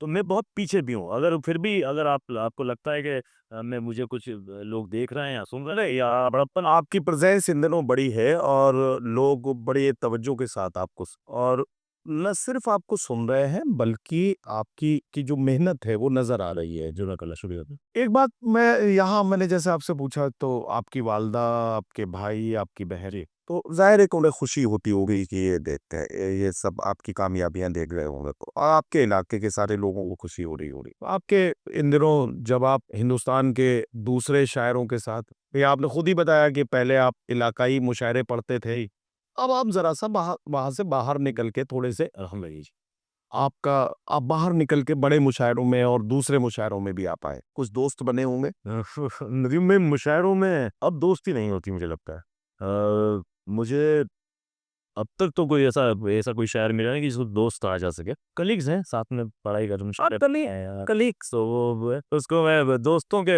ज़ुमरे में रख नहीं पाएँगे, ऐसा कोई अभी तक कोई ऐसा नाम नहीं है। आपके एक दोस्त का नाम मैं आपको याद दिलाता हूँ, नू आलम एक शायर था। अनु आलम मुशायरों के पुत से पहले का दोस्त था मेरा। वो मेरा कॉलेज के ज़माने का दोस्त था, मतलब मेरा सीनियर था और हम लोगों ने मुशायरे शुरू साथ में किए थे। हम लोगों ने ऑर्गेनाइज़ भी साथ में किया था। लेकिन अल्लाह ने उसको बहुत जल्दी बुला लिया। नीरू आलम वैसे बहुत अच्छा और बहुत लाजवाब उस ये समझिए कि मेरा उसका मामला जो था, मैं नू आलम को इसलिए नहीं भूल पाता हूँ कि नू आलम से मेरे रिश्ते की शुरुआत झगड़े से हुई। जी, जी। मतलब ललितपुर का मुशायरा था गालिबन मुझे, हाँ जी, हाँ जी। और वहाँ कुछ ऐसा था कि नू आलम पढ़ रहे थे तो मुझे ऑर्गेनाइजर्स ने आके कहा कि ज़रा इनसे कहिए कि ज़रा जल्दी करें, टाइम कम बचा है ये वो, और ये 2-3 सीनियर शायर बचे हैं। जी। और वो मैंने धीरे से वो बात नू आलम से कही, तो नू आलम को शायद ये लगा कि मैं खुद नू आलम का वक्त कम करना चाहता हूँ। जी। तो नू आलम ने उस पर थोड़ी सी बरहमी जी का इजहार किया और वो थोड़ी सी नोक-झोंक हमारी उसकी हुई। लेकिन उसके बाद जैसे-जैसे नू आलम ने मुझे समझा और मैंने नू आलम को समझा कि नू आलम मेरे बड़े अच्छे दोस्तों में, नू आलम बाद में भोपाल शिफ्ट हो गए तो जी, वो राब्ते में बने रहे। खैर, नहीं वाक़ई मेरा बहुत अच्छा दोस्त था वो। अभी आपने आज की बात की इसलिए मैं थोड़ा-सा कन्फ्यूज़ हुआ, वरना आज वो जा चुका है। आज तो आजकल कोई दोस्त अभी तो नहीं है। देखते हैं, अभी तो शुरुआत हुई है, कुछ बन जाएँगे हम सफ़र, कुछ दोस्त का हाथ ही देख ले। अच्छा, लोग लोग ऐसा कहते हैं कि साहब शायरी की तरफ जो अपने आप आ रहे हैं और जो जो शायरी की तरफ जिनका रुझान होता है, एक ज़माने में लोग ऐसा कहते थे कि साहब जिसका दिल टूटा हुआ होता है, जिसे मोहब्बत हो जाती है या जिसे कोई बहुत बड़ा सदमा लगा हो, या जिसे कोई बहुत बड़ा धोखा मिला हो, वो अक्सर शायर हो जाता है। ऐसा लोगों का जी, मानना है। आपके साथ तो ऐसा कुछ नहीं, नहीं, मैं कामयाब तरीन आशिक। अच्छा। जी, मैं कामयाब तरीन अरे यार, आपने जितने इश्क किए सारे जी, का सारे कामयाब रहे और मैं अभी भी कामयाब आशिक हूँ। मैं मतलब दिल टूटना ज़रूरी नहीं, शायरी के लिए दिल होना ज़रूरी है। ये पॉडकास्ट आपकी अहलिया तक भी जाएगा? नहीं, अहलिया जानती है, मेरी अहलिया मुझे अच्छी तरीके से जानती है और गलत मैं भी नहीं करूँगा, मैं कामयाब तरीन आशिक रहा। और एक शेर मैंने कहा कि ज़िद्दी लहरों को फटकार लगाई है, ये कश्ती भी उसने पार लगाई है। वाह! और इस लड़की के साथ ही जीवन गुज़रेगा, जिसकी कार के पीछे कार लगाई है। तो नदीम भाई, मैं और ये हौसला मुझे राज साहब से मिला भाई। उनकी शायरी में आप देखेंगे तो ईमान और हौसला, 2 चीज़ें बहुत ज़्यादा हैं। यकीन तो यकीन है। भाई मोहब्बत में भी हौसला रखना चाहिए इंसान को, तो मैं उसको उस पे यकीन रखता हूँ। ऐसे ही छोड़ दूंगा उसे। यस ने है, वो समझ रही थी कि ऐसे ही छोड़ दूंगा उसे, हम मज़ा चका के ही माना हूँ मैं। तो वो मैं कामयाब तो नहीं रहा, ऐसा कुछ भी नहीं है। और अच्छा, राज साहब एक बात कहते थे, जी, शेर भी है, उस शेर में भी उन्होंने इस बात का इजहार किया है कि इन्हीं का हाथ है मुझको बुरा बनाने वो बुरा ये चंद लोग जो बस्ती में सबसे अच्छे हैं, इन्हीं का हाथ है इन्हीं का हाथ है मुझको बुरा बनाने में। क्या वजह ये रहा, किस्सा ये है जी वरीम भाई, किस्सा ये है कि मैं बैचलर डिग्री के बाद मैंने मुझे मास कम्युनिकेशन में जर्नलिज्म मैंने बैचलर किया, देन मुझे मास्टर्स करना था। तो राज साहब की ख्वाहिश थी कि मैं जामिया मिलिया दिल्ली में एडमिशन ले लूँ और वहाँ पे, क्योंकि जर्नलिज्म के हिसाब से सब मास कॉम का सबसे अच्छा डिपार्टमेंट सच्चा डिपार्टमेंट जामिया मिल्लिया में वहाँ। जी। लेकिन उस ज़माने में जो मेरी गर्लफ्रेंड थी इंदौर में, उन्होंने मुंबई में एमबीए में एडमिशन ले लिया। ओहो। तो मैंने अपने भाई को और अपनी वालदा को कन्विंस किया कि जामिया से अच्छा मुंबई है। वहाँ पे रात साहब का फ्लैट भी है, वहाँ पे रह भी लूँगा, आपके पैसे बच जाएँगे। और मैंने उनको ये आमादा कर दिया और ये कन्विंस कर दिया कि दिल्ली और जामिया कुछ भी नहीं है। वो मुंबई और वो जो एक नया कॉलेज था वो सबसे अच्छा है, उसका नाम कैसी कॉलेज है। उससे बेहतर कुछ नहीं हो सकता मेरे करियर के लिए। ओके। तो घर वाले मेरी बात मान गए, अच्छा फिर बस आप ऐसा है तो आप चले जाओ। अब मैं वहाँ पे 2005 के बाद हुआ, 2005 के दरमियान मैं पहुँच गया भाई साहब नदीम भाई। और फिर देन वहाँ पे मैं अपनी ज़िंदगी गुजार रहा था बड़ी अच्छी तरीके से, लेकिन वक्त भी गुजर रहा था और वो वक्त खत्म हो गया मेरे डिग्री का। मेरे तो के साथ ये आपका पोस्ट ग्रेजुएशन डिप्लोमा हो चुका है, आप यहाँ से अपने जहाँ भी जाके अपनी नौकरी करना है आप करें। लेकिन मैं साहब मुंबई छोड़ने को तैयार नहीं, क्योंकि मेरी गर्लफ्रेंड वहाँ मौजूद थी। तो ये टालूँ, वो टालूँ, आता हूँ, जाता हूँ, आता हूँ, जाता हूँ, आता हूँ, जाता हूँ करता रहा मैं। लेकिन वो इत्तेफ़ाक से ईद आ गई। अच्छा, रमज़ान का महीना शुरू हो गया, घरवालों के फ़ोन आने लगे कि भैया कब आएगा? सब शब रात है और 27 शब है और ये है, वो है। हाँ, बड़ा मुश्किल में चाँद रात पे नदीम भाई पहुँचा इंदौर, ईद मनाई। उसके बाद ये कि भाई वापसी बॉम्बे जाना है, मम्मी मुझे काम है। रास्ता मुशायरे में बिज़ी थे। तो भाई 1 आध महीना हो गया, मम्मी मुझे जाना है। और फिर मेरा इंटरव्यू आज तक में, मेरा इंटरव्यू स्टार प्लस में, मेरा इंटरव्यू है एबीपी न्यूज़ में, मतलब सारी जितने बहाने हो सकते हैं। उधर से मेरी गर्लफ्रेंड का फ़ोन कि आप आए नहीं, कब आओगे? आए नहीं, कब आओगे? ये सब हुआ। फिर उसी ज़माने आपको याद होगा 2006 के दरमियान बम्बई में बहुत ज़्यादा पानी आया था जिसमें 2-2 मंजिल डूब गई थी। हाँ, हाँ। जी, जी। और उस ज़माने में न्यूज़ चैनल पे भी सिर्फ़ वही खबरें चल रही थी। राज साहब कहीं मुशायरे में थे और मैंने अपनी वो वालिदा से कहा कि मम्मी मुझे बॉम्बे जाना है, मेरा इंटरव्यू हो। मेरी वालिदा ने कहा बेटा पानी-वानी रुक जाए उसके बाद चले जाना, अभी बहुत बारिश है। मैंने कहा आप चाहते नहीं हो कि मेरा करियर बने और मैं पढ़ पाऊँ। और इस तरह से मैंने उनको इमोशनल ब्लैकमेल करके मैं रवाना हो गया अवंतिका एक्सप्रेस में बैठ के मुंबई। अच्छा, फैसल भाई जी थे वहाँ पे। फैसल भाई बोला भैया अभी मत जाओ, बहुत पानी है, बहुत बारिश है। तो मैंने कहा साहब मेरे को जाने दो। मैं भाई आप तो चाहते हो नहीं हो कि मैं कुछ बनूँ, ये हूँ, वो हूँ। भाई वहाँ तो पानी भरा पड़ा है पूरे इलाके में, तो मैंने मैं तो कर लूँगा, सो जो भी है वो भी। करके साहब मैं अवंतिका में सवार हो गया। मैंने फ़ोन किया और वहाँ से स्टेशन से मेरी गर्लफ्रेंड को कि वहाँ मैं आ रहा हूँ, इतनी सुबह 8 बजे बोरीवली पहुँचेगी, वहाँ मिलते हैं ये करके। वो तो ठीक है साहब। घर पे राज साहब का फ़ोन आया, वालिदा को वो मुशायरे में कही क्या क्या चल रहा है? बोले कुछ नहीं, बस शानू बम्बई गया है, उसको सी ऑफ करने के लिए बाहर तक गया है। अच्छा, आपका घर का नाम जान शानू नाम है। तो राज साहब ने बोला कि इतना पानी आ रहा है, वो बॉम्बे जाके क्या करेगा? बोला उसको बहुत समझाया लेकिन वो माना नहीं और वो चले गया। ठीक है साहब, मैं भी बड़ा खुश गया। सुबह 8 बजे मीटिंग है और मुलाकात होगी और मुंबई है अपना। तो सो रहा था मैं अपनी बोगी में। तो रात को रतलाम स्टेशन आया तो हर बोगी में 3-3 4-4 लोग चढ़े हैं नदीम भाई। और आवाज़ सतलज सतलज सतलज सतलज आवाज़ आई। बोला ये क्या हो रहा है? मैंने बाहर में, हाँ भाई साहब क्या हो गया? बोला सतलज। बोला हाँ। तो मिल गए मिल गए। मेरी बोगी में 3-4 लोग आए, उन्होंने मेरा सामान लिया, मुझे लिया। बोला राज साहब का फ़ोन आया, आप बहुत पानी आ रहा है, आप इंदौर चले जाओ, फिर उन्होंने बोला है। वो मुँह उतार के मुझे रतलाम स्टेशन पे, हाँ, उन्होंने खड़ा कर दिया और राज साहब को फ़ोन लगा के मेरे कान पे दे दिया कि ये राज साहब से बात करो। ओके। जी। मैंने फ़ोन हाथ में लिया, मैंने हेलो, बोला हाँ शानू, बेटा बहुत पानी आ रहा है, घर चले जाओ अभी, बाद में जाना। ओह! अब आपको मना करने का तो कोई रास्ता था ही नहीं। किसके पास? कौन मना कर सकता? भई सारे रास्ते बंद हो। हाँ, तो अब्बास ताबिश का शेर है कि एक मोहब्बत और वो भी नाकाम मोहब्बत, एक मोहब्बत और वो भी नाकाम मोहब्बत, लेकिन इससे काम चलाया जा सकता है। लेकिन इससे काम चलाया जा सकता है। तो राज साहब नहीं, लेकिन यहाँ यहाँ यहाँ यहाँ और राहत साहब का शेर भी तो फिर रेलवे किसी देश का, नहीं, नहीं, नहीं। अरे नहीं, वो अभी रेल में बैठी सिसक रही हो। मैं अपना हाथ हवा में ले, ये कह दे, ऐसे तो ऐसे ही कोई क्या? तो वो ये ऐसा मामला था। फिर मुझे वापस आना पड़ा भाई। और अच्छा एक किस्सा और, हालाँकि ज़िंदगी में कई पड़ाव आते हैं। मैं कुछ ऐसी बात आपको बताना चाह रहा हूँ जो मतलब हालाँकि मेरी शख्सियत को थोड़ा-सा वो दागदार करेगी। नहीं, नहीं। लेकिन मैं चाहता हूँ कि वो बात मैं आप ये जो आपकी सच्चाई है, ये मैं आपको बताऊँ, ये दागदार नहीं करती। जब आप अपने को एक्सप्रेस करते हैं, सबसे ज़्यादा मुश्किल है अपने बारे में बात जी, करना। जी। सबसे ज़्यादा मुश्किल काम है अपने गिरेबान में झाँकना। दूसरों पे हँसा जा सकता है, दूसरों के बारे में बहुत लंबी-लंबी तकरीरें की जा सकती हैं, लेकिन कभी अपने बारे में 2 मिनट बोलने के लिए किसी को कह दिया जाए, तो उसकी टाँगें काँप जाएँगी। बिल्कुल सही। तो ये बहुत बड़ा काम कर रहे हैं आप। हालाँकि मैं अब रिस्क लेके देते हुए बताता हूँ आपको। कोई रिस्क नहीं है। एक जवानी का वक़्त होता है जब इंसान कई चीज़ों में बिज़ी हो जाता है कि भाई सिगरेट पीने लगे या ये करने लगे या वो करने लगे। इस तरह का दौर था और एकदम से 2013 में मुझे ये हुक्म हुआ बड़े भाई की तरफ से कि राज साहब के साथ आपको सफ़र करना है। तो मैंने कहा ठीक है। फिर देन में उनके साथ सफ़र शुरू हुआ नदीम भाई। लखनऊ, कानपुर, निज़ामाबाद, हैदराबाद, कलकत्ता, इस तरह से हम लोग घूम रहे थे लगातार राज साहब के साथ। यही पड़ाव पहुंचा उदयपुर में। ये है 2015 की बात। जी, ये उदयपुर में हम जब पहुंचे तो मुशायरे के एक दिन पहले हम वहाँ जा चुके थे। तो वहाँ के जो युवराज हैं लक्ष्य प्रताप सिंह मेवाड़, वो राज साहब के बड़े फैन हैं। तो उन्होंने वही वहाँ के जो उस टाइम पे जो सेक्रेटरी थे मौजम साहब, आपको याद हाँ हम मौजम साहब को फ़ोन किया कि यार मैं राज साहब और शायरों से मिलना चाहता हूँ और उनकी दावत करना चाहता हूँ, तो आप प्लीज़ उनको लेके आइए। अच्छा, उस मुशायरे में निज़ा फ़ाज़ली, हसन कमाल साहब और मदन मोहन दानिश, नुसरत मेहंदी, शकील आज़मी, ये सब लोग थे उस ज़माने में। और जब मौज़म साहब आए उन्होंने कहा यार राज साहब वो ऐसा-ऐसा है, तो राज साहब ने देखो मेरे दोनों पैर काम नहीं करते हैं, बहुत शुगर की वजह से चल नहीं पाता हूँ, हाथ काम नहीं करता है, एक आँख से दिखता नहीं है। तो बाकी लोगों को आप ले जाइए, मेरे लिए माफ़ी माँग लीजिए।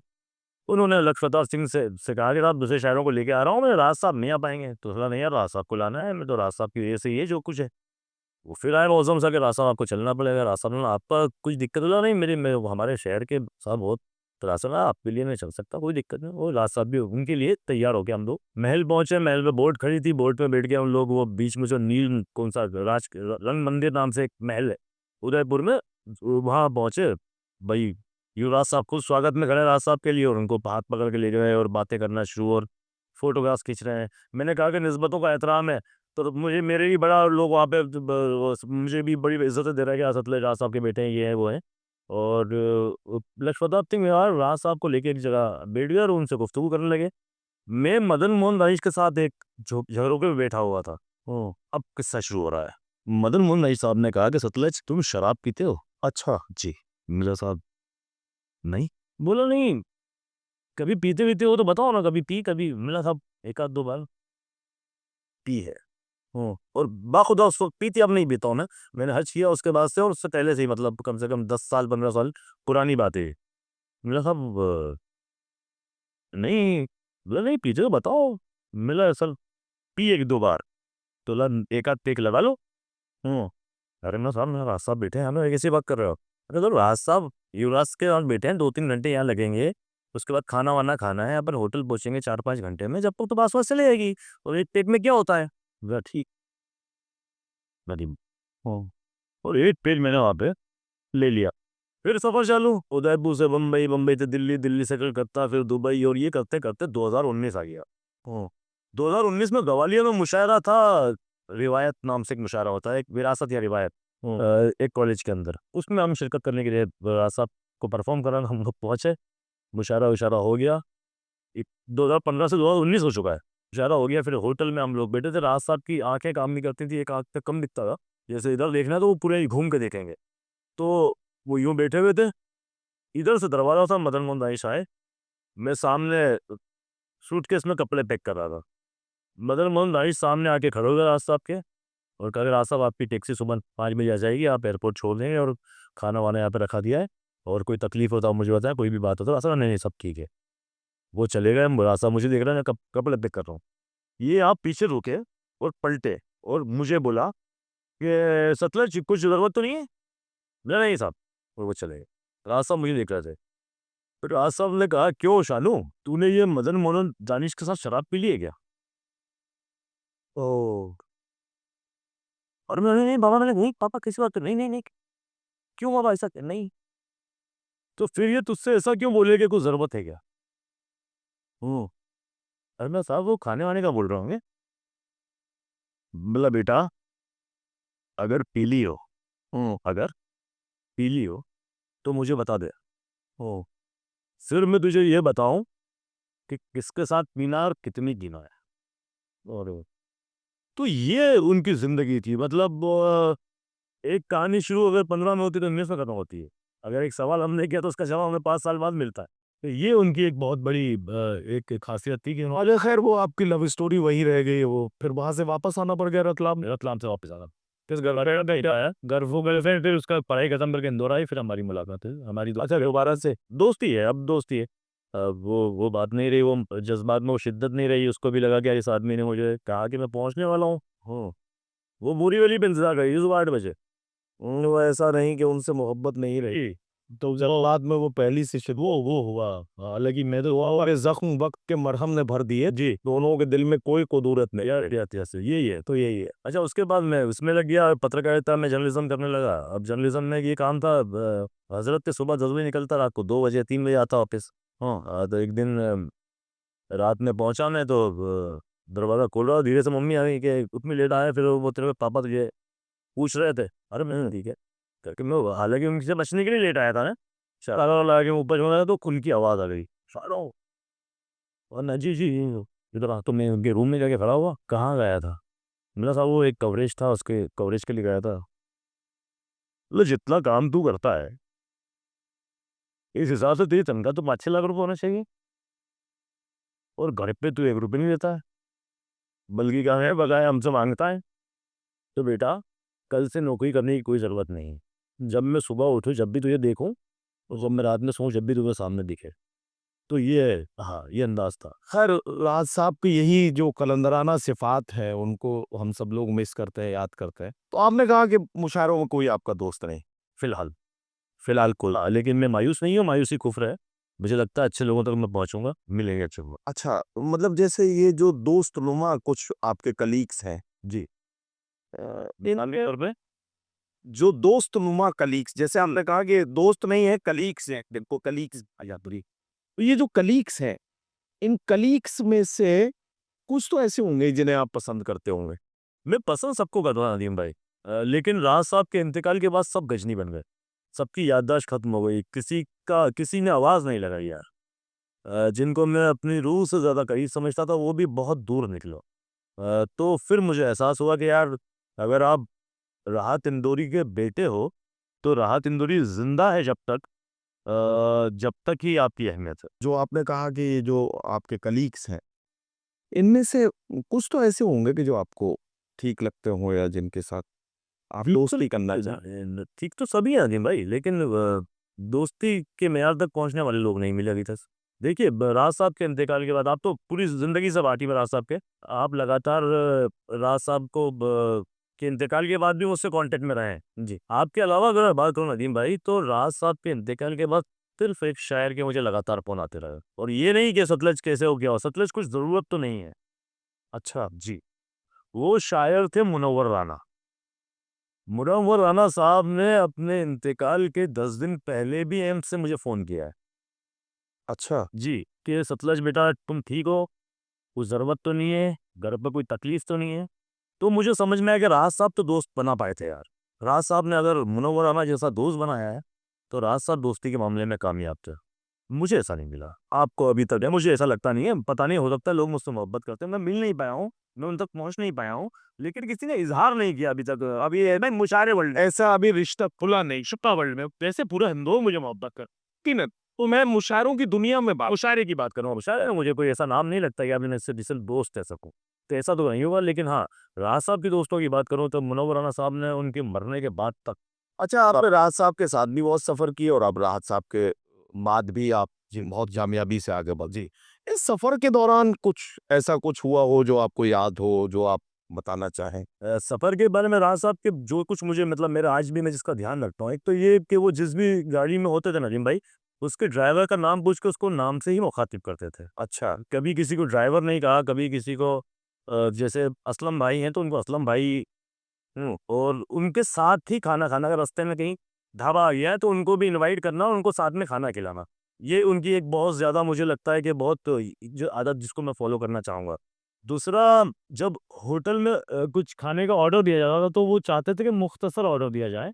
अगर आपका उसमें पेट ना भरे तो आप और मँगा लें, एक साथ बहुत ज़्यादा ऑर्डर ना दिया जाए। खाना रचना नहीं चाहिए, खाना वैसा नहीं होना चाहिए, और अगर एक दस्तरखान पे एक डिश से ज़्यादा रखी हुई है तो इसका मतलब किसी और का हक रखा हुआ है वहाँ पे। तो ये कि उनके मैं कई बार डाँट भी खा चुका, नदी में नागहानी में मैंने कुछ ऑर्डर कर दिया और कुछ बच गया उसमें, तो राज साहब ने मुझे बड़ा ज़लील किया, मुझे बड़ा डाँटा कि यार तुमने ये रिस्क की बर्बादी हमारी वजह से हुई है। ये शायद उनकी अपब्रिंगिंग इस तरह से हुई थी, वो जिस महरूमियों में ज़िंदा रहे, तो वो उनको आज हमेशा याद रहा। तो उन्होंने इस बात का बड़ा ख़्याल रखा कि यार रिस्क का वो ना हो, बेहुरमती ना हो। अच्छा ये शेर राज साहब ने आपके ये जो जितने कामयाब इश्क रहे उसी दौरान कहा था क्या मेरे बेटे किसी से इश्क का? हाँ, मुझे लगता है डायरेक्ट तो कुछ कह नहीं पाते थे, डायरेक्ट तो कुछ कह नहीं पाते। एक शेर उस ज़माने में उन्होंने वो कहा था, लेकिन मैं उसको बाद में पकड़ा मैंने कि अगर अनारकली है सबब बगावत का, सलीम हम, लेकिन मैं बग़ैर लड़िया पूल करते हैं। मैं इतना आगे गया ही नहीं था कि भाई मुझे बगावत करना पड़ा। हाँ, हाँ। तो वो उनका वो था, उन्होंने कभी मोहब्बत से नहीं रोका कि भाई मोहब्बत तो आप खुल के करो, बढ़िया करो, लेकिन वो मैं खुद ही इतना ज़्यादा वो मतलब मैच्योर नहीं था कि आगे एक रिश्ते को ज़्यादा निभाता। तो बहरहाल फिर शादी भी उनकी वो घर वालों की पसंद से मैंने की, मेरी अरेंज मैरिज है ये। आप मुशायरों के सफ़र में रहते हैं? जी। तो कई बार ऐसा होता है होटल में आप गए तो जब चेक इन कर रहे हैं जी, तो उसने कहा कि साहब ऑर्गेनाइजर्स ने हमें जो लिस्ट दी है जी। उसमें आपको किसी दूसरे शायर के साथ रूम शेयर करना है। कोई ऐसा शायर जिसके साथ आप रूम शेयर करना चाहें, अगर वो आपको चॉइस दे कि आपको चॉइस है साहब एक के साथ शेयर करना है, आप अपनी चॉइस में बता दो कि किसके साथ शेयर करेंगे, तो आप किसके साथ शेयर करना चाहें? आपके साथ कर सकते हैं। वजह ये है कि आपकी बातें भी दिलचस्प होती हैं और आप अदब को लेके भी बहुत संजीदा हैं। आपके साथ किया जा सकता है। सब लोग चलेगा ना, अब नदीम भाई जिन लोगों के बहुत डाइट फैन हूँ मैं, वो लोग बचे नहीं हैं। लेकिन हाँ, लोग अच्छे हैं, शायर बहुत अच्छे की हैं, सभी अच्छे हैं जैसा मुझे लगता नहीं है। रूम तो सबके साथ शेयर किया जा सकता है क्योंकि एक अच्छा दिमाग कोई ऐसा जिसके साथ शेयर करना ना चाहें? शायर आपके साथ भाई शायरात के साथ तो शेयर करने का मौका आपको मिलेगा भी नहीं। नहीं तो मैं करूँगा भी नहीं अगर मौका मिले तो, क्योंकि बहुत से लोग करते होंगे, मैं जब मौका मिले तो भी ना करूँ, इसलिए मैंने वज़ाहत कर दी। शायर मुझे सब शायर तस्लीम है, मुझे शायर सब अच्छे लगते हैं, लेकिन हाँ, दोस्ती वाला मामला अभी तक नहीं बना नदीम भाई।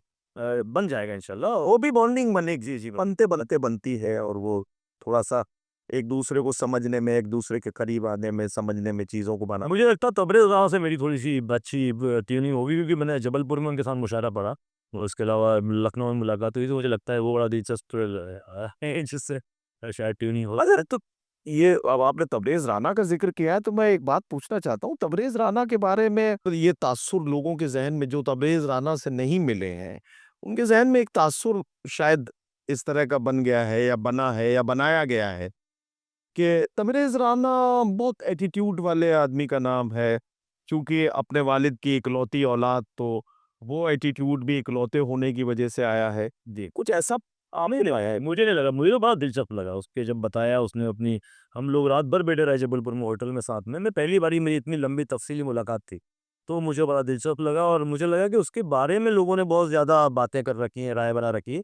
बहुत सादा है वो, लेकिन ये बात है कि बेबाक है, राना साहब की तरह, जिस तरह से अच्छा, अगर तबरेज़ राना से आपकी ट्यूनिंग बन रही है, तो ये मुशायरा इंडस्ट्री के लिए एक और शॉकिंग बात है ये। अब तक लोग जो है वो यानी 2 साल 3 साल पहले तक लोग या आपके वालिद की हुकूमत को करते रहे, अब ज़ाहिर है कि आप लोग जिस तरह से मुशायरों में दस्तक दे रहे हैं, तो एक सदी बदली है, नहीं, बेड़ी बरत गई। क्या हुआ नदीम भाई के राज साहब और राना साहब की हुकूमत इसलिए थी कि इनमें काबिलियत थी। वो काबिलियत की हुकूमत थी। जो भी काबिल होगा वो हुकूमत करेगा। हम लोगों में गट्स होंगे तो आगे बढ़ जाएँगे। राज साहब कहते थे कि शायर और बेवकूफ़ बनाया नहीं जाता, ऊपर से आता है। तो बिल्कुल। वो किसी बिल्कुल जी। और ज़रूरी नहीं है कि बड़े शायर की औलाद बड़ा शायर ही हो। हो सकता है हम लोग थोड़ा बहुत नाम कमा लें या ना कमाएँ। राज साहब और राणा साहब जो कर चुके हैं ना, वो मोर देन सफिशिएंट है। मुझे लगता है कि राज साहब और राणा साहब का काम ही है, तबरेज़ राणा साहब के काम को आगे बढ़ाएँ, मैं राज साहब के काम को आगे बढ़ाऊँ, कोई हमें फुर्सत नहीं है। अभी आप तो जानते हैं हमने पिछले साल राज साहब की कुलियात मैं ज़िंदा हूँ मंज़र-ए-आम पे लाए। इस साल हम लोग उनकी किताब को पंजाबी में ट्रांसलेट कर रहे हैं। जो चाँद पागल नाम की किताब थी, एक किताब उनकी कलंदर है जिसको हम इंग्लिश में ला रहे हैं। तो इस तरह से राज ये साहब बड़ा काम है। जी। अच्छा राहत इंदौरी फाउंडेशन ने पिछले साल 2 साल में बड़े काम किए। जी, जी, जी। मुझे ज़रा-सा राहत इंदौरी फाउंडेशन की जो आने वाली जो प्रोजेक्ट्स हैं, उनके बारे में मुझे बताइए कि राहत इंदौरी फाउंडेशन क्या क्या प्लान नहीं कर रहा है? ख़ास तौर पे मकसद हमारा राज साहब पे लिटरेचर को ज़िंदा रखना है और उसको लगातार इनोवेटिव करते हुए नए एक्सपोज़र में उसको लाना है। जैसे राज साहब का म्यूज़िक बहुत ज़्यादा आने वाला है। मतलब जो उनकी ग़ज़लें हैं और जो उनकी गीत हैं या नज़में हैं, उनको म्यूज़िकल फ़ॉर्म में बहुत ज़्यादा आर्टिस्ट गाने वाले हैं। ओके, हाँ। उनके पुराने गाने भी रिमिक्स आ ही रहे हैं, आपको मैंने बताया घारा का और अभी उसका तुम सा कोई खुद्दार का। इस तरह से और भी हैं। उसके अलावा किताबों में बहुत ज़्यादा काम है। राज साहब की 8 किताबें हिंदी में जिनको हम इंग्लिश में करा रहे हैं और उर्दू में करा रहे हैं। और जो उर्दू में उनको हिंदी में करा रहे हैं। तो लिटरली काम ज़्यादा हो रहा है। राज साहब के ऊपर पीएचडी की है 7 लोगों ने, 2 एक लोग और कर रहे हैं, तो वो काम और उसके अलावा हम एक लाइब्रेरी हमने वहाँ पे इंदौर में बनाई है, जिसमें हम लोग चाहेंगे कि लोग आएँ और उसको वहाँ पे पढ़ाई-लिखाई की कुछ बात हो। और यही ख़ास तौर पे राज साहब के काम, क्योंकि मुझे लगता है नदीम भाई कि राज साहब का काम इतना ज़्यादा है कि वो करना ज़्यादा ज़रूरी भी है, अहम भी है। तो मैं उसमें ज़्यादा वक़्त भी लगाता हूँ और अभी भी प्लानिंग यही है कि कैसे राज साहब की किताब का विमोचन होगा, जो इंग्लिश वाली आ रही है, क्या उसकी डिज़ाइन बनाई जाए, किस तरह के पोस्टर हों, किस तरह की कैलीग्राफी यूज़ की जाए। यही दिमाग में हमेशा चलता है। और हमारी बैकबोन राजनीति फाउंडेशन की बैकबोन फैसल भाई हैं, मेरे जो बड़े भाई हैं। यकीनन फैसल की बड़ी बड़ी मेहनत है एक बहुत ज़रूरी और अहम बात है नदीम भाई, जो मुझे बताना चाहिए, और आप ऐसी शख्सियत जिसके सामने मुझे इस बात का इज़हार करना चाहिए कि एक तो राज साहब के साथ मुझे लगाने वाले भी फैसल भाई थे। जी, उसके अलावा राज साहब की भी लाइफ स्टाइल को चेंज करने वाले फैसल भाई रहे। उन्होंने राज साहब को 2012-13 में कहा कि साहब आप हर जगह मुशायरे में नहीं जाएँगे, क्योंकि राज साहब को फ़ोन किया जाए और राज साहब चले जाते थे, ना कोई बात करना, ना कुछ करना, और लंबे-लंबे सफ़र। तो फैसल भाई ने शर्त रखी कि साहब आप वहीं जाएँगे जहाँ पे आसानी से पहुँचा जा सके फ्लाइट से, और बाकी बातें सब मैं करूँगा। मुश्किल सफ़र आपने करी तो, और इसके बाद ही सर राज साहब की थोड़ी तबीयत में भी सुधार आया और उन्होंने सेलेक्टिव मुशायरे वो पढ़ने लगे। तो राज साहब के एक तरह से ब्रांड इमेज देना, या उनको एक तरह से मैनेज करना, या उनको एक तरह से एक उनकी सेहत पे कॉन्संट्रेट करना के पीछे फैसल भाई रहे। फैसल भाई ने उनको बहुत सीरियसली फैसल ने इसको ऐलान किया पूरे सारे, और मुझे भी वहाँ पे लगाया। मैं दिखाई में दे रहा था, लेकिन उसके पीछे फैसल भाई थे। और अभी भी घर में भी हमारा हुक्म फैसल भाई का ही चलता है। फैसल मतलब फैसला करने वाला, और ये नाम उनको महराज फैज़ाबादी ने दिया था। अच्छा, जब फैसल भाई की पैदाइश हुई, तो महराज साहब ने कहा कि इसका नाम फैसल रखो। तो फैसल भाई हमारे घर की बैकबोन रहे, और मतलब कुल मिला के उनका बहुत बड़ा हाथ रहा सब कुछ सारी चीज़ों में। अभी भी जो राजनरी फाउंडेशन है, वो भी इसके पीछे भी वही है। जी। अच्छा, मैं ये देखता हूँ कि अभी पिछली बार जब राहत इंदौरी फाउंडेशन का वो प्रोग्राम हुआ था, जिसमें आपने राहत की बात जो प्रोग्राम किया था, और ज़ाहिर है कि आप लोगों ने मुझे भी उसमें मौका दिया, मैं हाज़िर हुआ उस प्रोग्राम में। तो मैंने उस बार भी ये महसूस किया कि इंदौर के लोग तो रहते ही हैं, लेकिन देवास जो आपका आबाई वतन है, जहाँ आपका मैं समझता हूँ राहत साहब का पूरा खानदान, आपका ननिहाल, ये सब कुछ वहाँ है। और मेरे ख्याल से आप लोगों की भी शायद हमें देवास के अलावा किसी लड़की ही थी।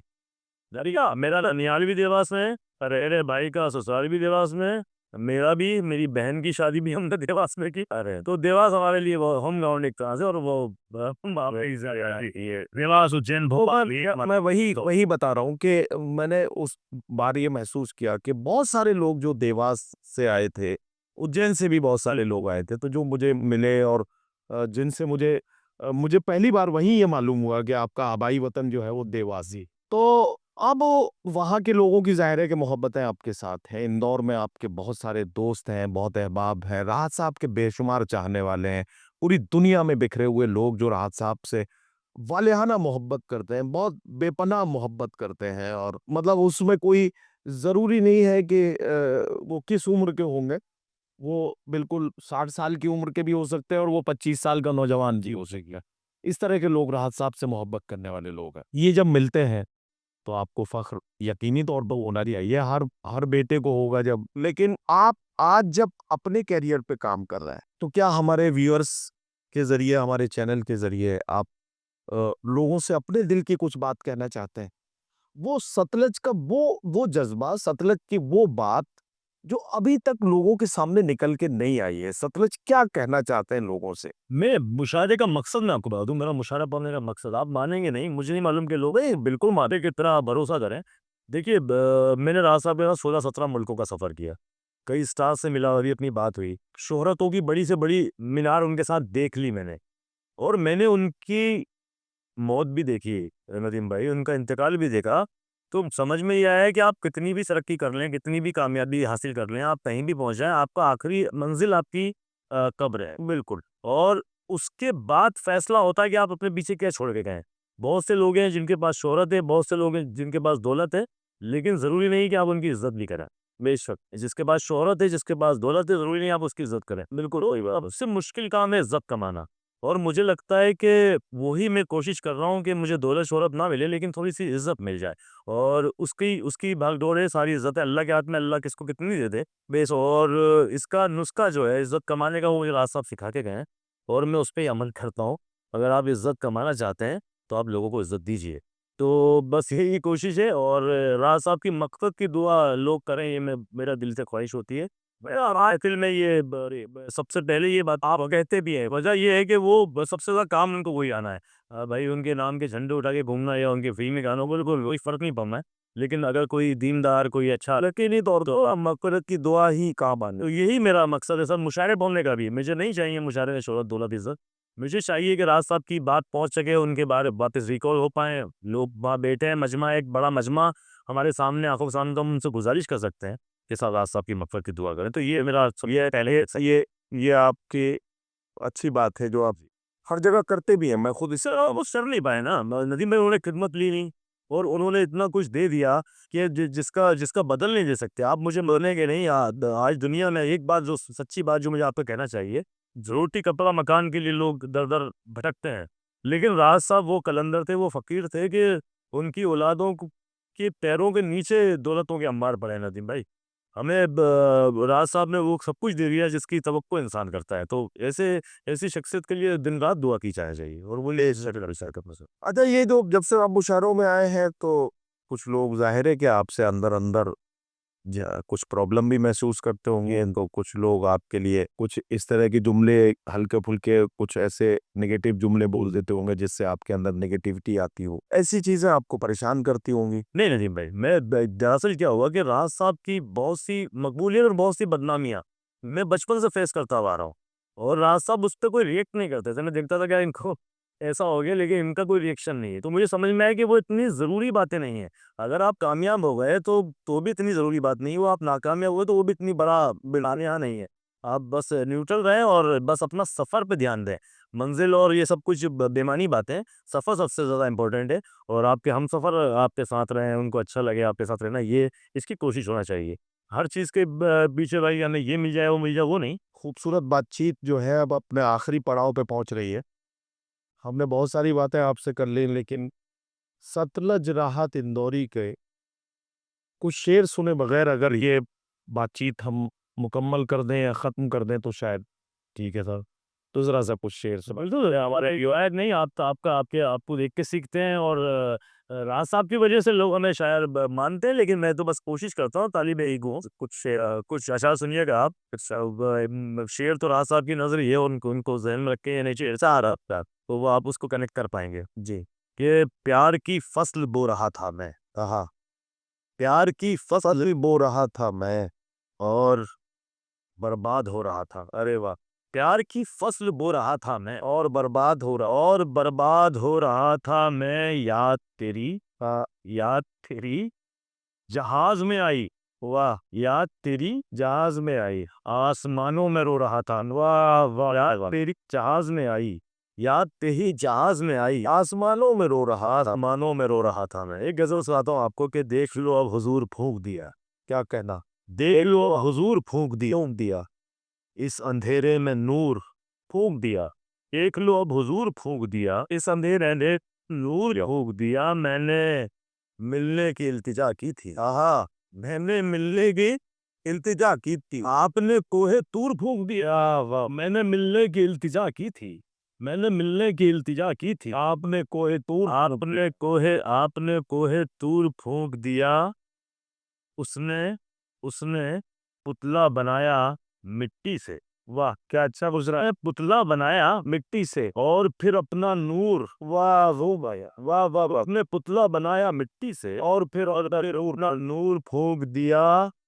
अपनी औकात को अपनी औकात को चिलम में भरा। अरे वाह! अपनी औकात को चिलम में भरा और सारा गुरूर फूँक दिया। औकात को चिलम में भरा और सारा गुरूर फूँक दिया मुद्दतों बाद।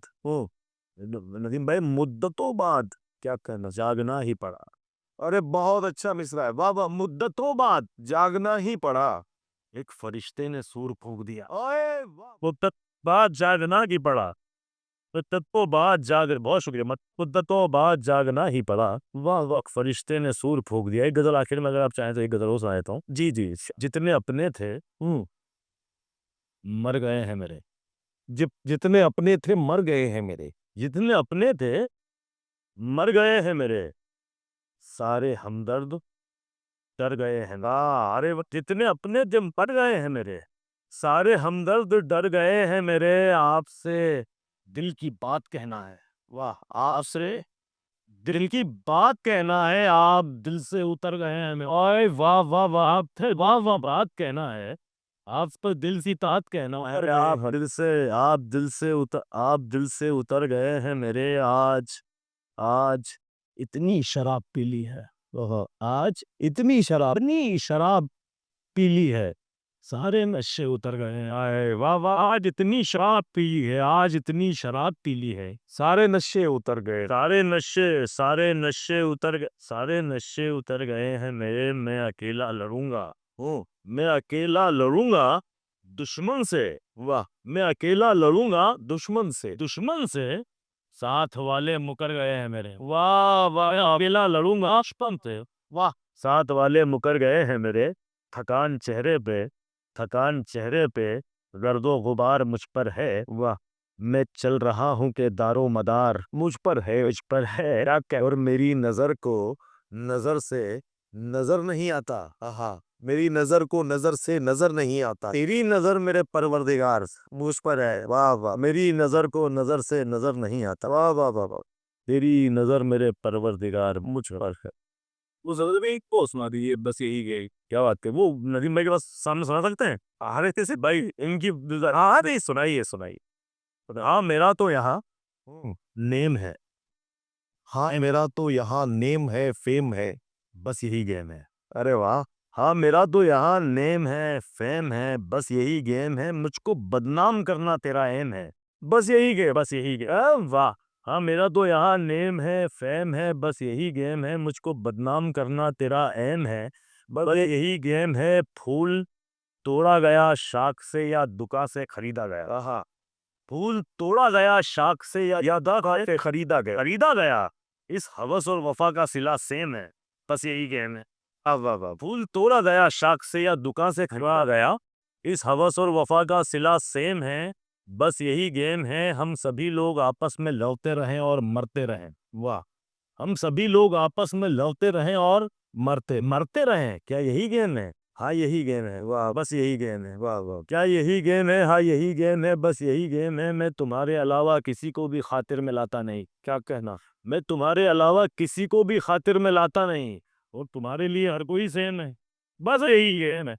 और तुम्हारे लिए हर कौन है, और तुम्हारे तरह है और भी है। मैं तुम्हारे अलावा किसी को भी खातिर में लाता नहीं, और तुम्हारे लिए हर कोई सेम है, बस यही गेम है। नाम सतलज मेरा, एक मामूली लड़का हूँ इंदौर का। नाम सतलज मेरा, एक मामूली लड़का हूँ इंदौर का। और ये राहत जो है मेरा सरनेम है। हाँ, बड़ा ही गेम है। बहुत शुक्रिया। सबको ही प्यार की, बस प्यार की जरूरत है। सबको ही प्यार की, बस प्यार की जरूरत है। अब तो हर एक को दो चार की जरूरत। अरे वाह। सबको ही प्यार की, बस प्यार की जरूरत है। अब तो हर एक को दो चार की जरूरत है। लगा के फोन मुझे मेरे दुश्मनों ने कहा, हमारे कुनबे को सरदार की जरूरत। वाह वाह वाह। और शेर ये है कि अब तो सब देने को, नदीम भाई, अब तो सब देने को कदमों में पड़ी है दुनिया। वाह, अब तो सब देने को कदमों में पड़ी है दुनिया, अब तो बस जुर्रत इनकार की जरूरत। वाह वाह वाह। अब तो सब देने को कदमों में पड़ी है दुनिया, वाह वाह, तो बस जुर्रत इनकार की जरूरत है। वाह वाह वाह, शुक्रिया, बहुत बढ़िया। सतलज राहत इंदौरी को साथियों आप सुन रहे थे, इनसे हमने बड़ी खूबसूरत बातचीत हुई है। मैंने पहले ही आपसे वादा किया था, कुछ अटपटी कुछ चटपटी, कुछ वो बातें जो सतलज नहीं भी बताना चाहते थे लेकिन फिर वो में बता गए। और जाहिर है कि सतलज ने अपने वो पन्ने भी आपके सामने खोले जिन्हें आमतौर पर लोग खोलने में थोड़ा सा झिझकते हैं। ये सतलज की बेबाकी है, सतलज की सच्चाई है कि सतलज ने अपने वालिद की लीगेसी का भी जिक्र किया, अपने घर वालों के साथ अपने रिश्ते और अपने भाई की जो एक छुपी हुई कुर्बानी है उसका भी जिक्र उन्होंने किया। और साथ ही साथ सतलज ने अपनी शायरी के मुख्तलिफ शेड्स आपको दिखाए, अलग अलग रंग के शेर आपको सुनाए, और यहाँ आपको अंदाजा लगा कि वर्सेटिलिटी के साथ एक नौजवान शायर किस तरह से जमा जमा के कदम आगे बढ़ रहा है। और कामयाबी की तरफ आगे धीरे धीरे वो अपनी कामयाबी के रास्ते पर रमा है। मैं यहाँ आपसे एक बात जानना चाहता हूँ, आप इसके बारे में क्या सोचते हैं? सतलज राहत इंदौरी के इस पैगाम को आपने या इस बातचीत के ज़रिए जो भी चीज़ें आपको अच्छी लगी हों, कोई बात ऐसी हो जो आपके एहसास के करीब से गुज़र गई हो, उसके बारे में अपने कमेंट्स के ज़रिए हमें ज़रूर इत्तला दीजिएगा। हमें अच्छा लगेगा और अच्छे कमेंट्स को हम सतलज राहत इंदौरी साहब तक भी पहुँचाएँगे। मौका लगा तो आगे आने वाले किसी वक़्त पर हम कोशिश करेंगे कि जो लोग अच्छे कमेंट्स करें, उन्हें हम सतलज राहत इंदौरी से इनके अगले लखनऊ के सफ़र में मुलाकात का मौका दें। अब मुझे इजाज़त दीजिए, मैंने बहुत वक़्त आपका लिया। हमारे नदीम फ़र्रुख ऑफ़िशियल के साथ जुड़े हुए तमाम जो हमारे व्यूअर्स हैं, सुख़ानदान फैमिली के साथ जुड़े हुए जितने हमारे व्यूअर्स हैं, सुख़ानदान इंटरनेशनल प्राइवेट लिमिटेड के साथ जितने भी हमारे वेंचर्स जुड़े हैं, उससे जुड़ी हुई जितनी भी टीम है, इन सब का शुक्रिया कि इन्होंने इस पूरे माहौल को बनाने में हमें बहुत इंस्पायर किया है। आपके कमेंट्स का इंतज़ार रहेगा। आपने अभी तक अगर नदीम फ़र्रुख ऑफ़िशियल को सब्सक्राइब नहीं किया है या अगर अपने दोस्तों तक शेयर नहीं किया है, तो आज कर दीजिए। आज से अच्छा वक़्त कब आएगा? सतलज राहत इंदौरी के साथ ये खूबसूरत मुलाकात आपको याद रहेगी, ऐसा मुझे यकीन है। इजाज़त दीजिए। अल्लाह हाफ़िज़।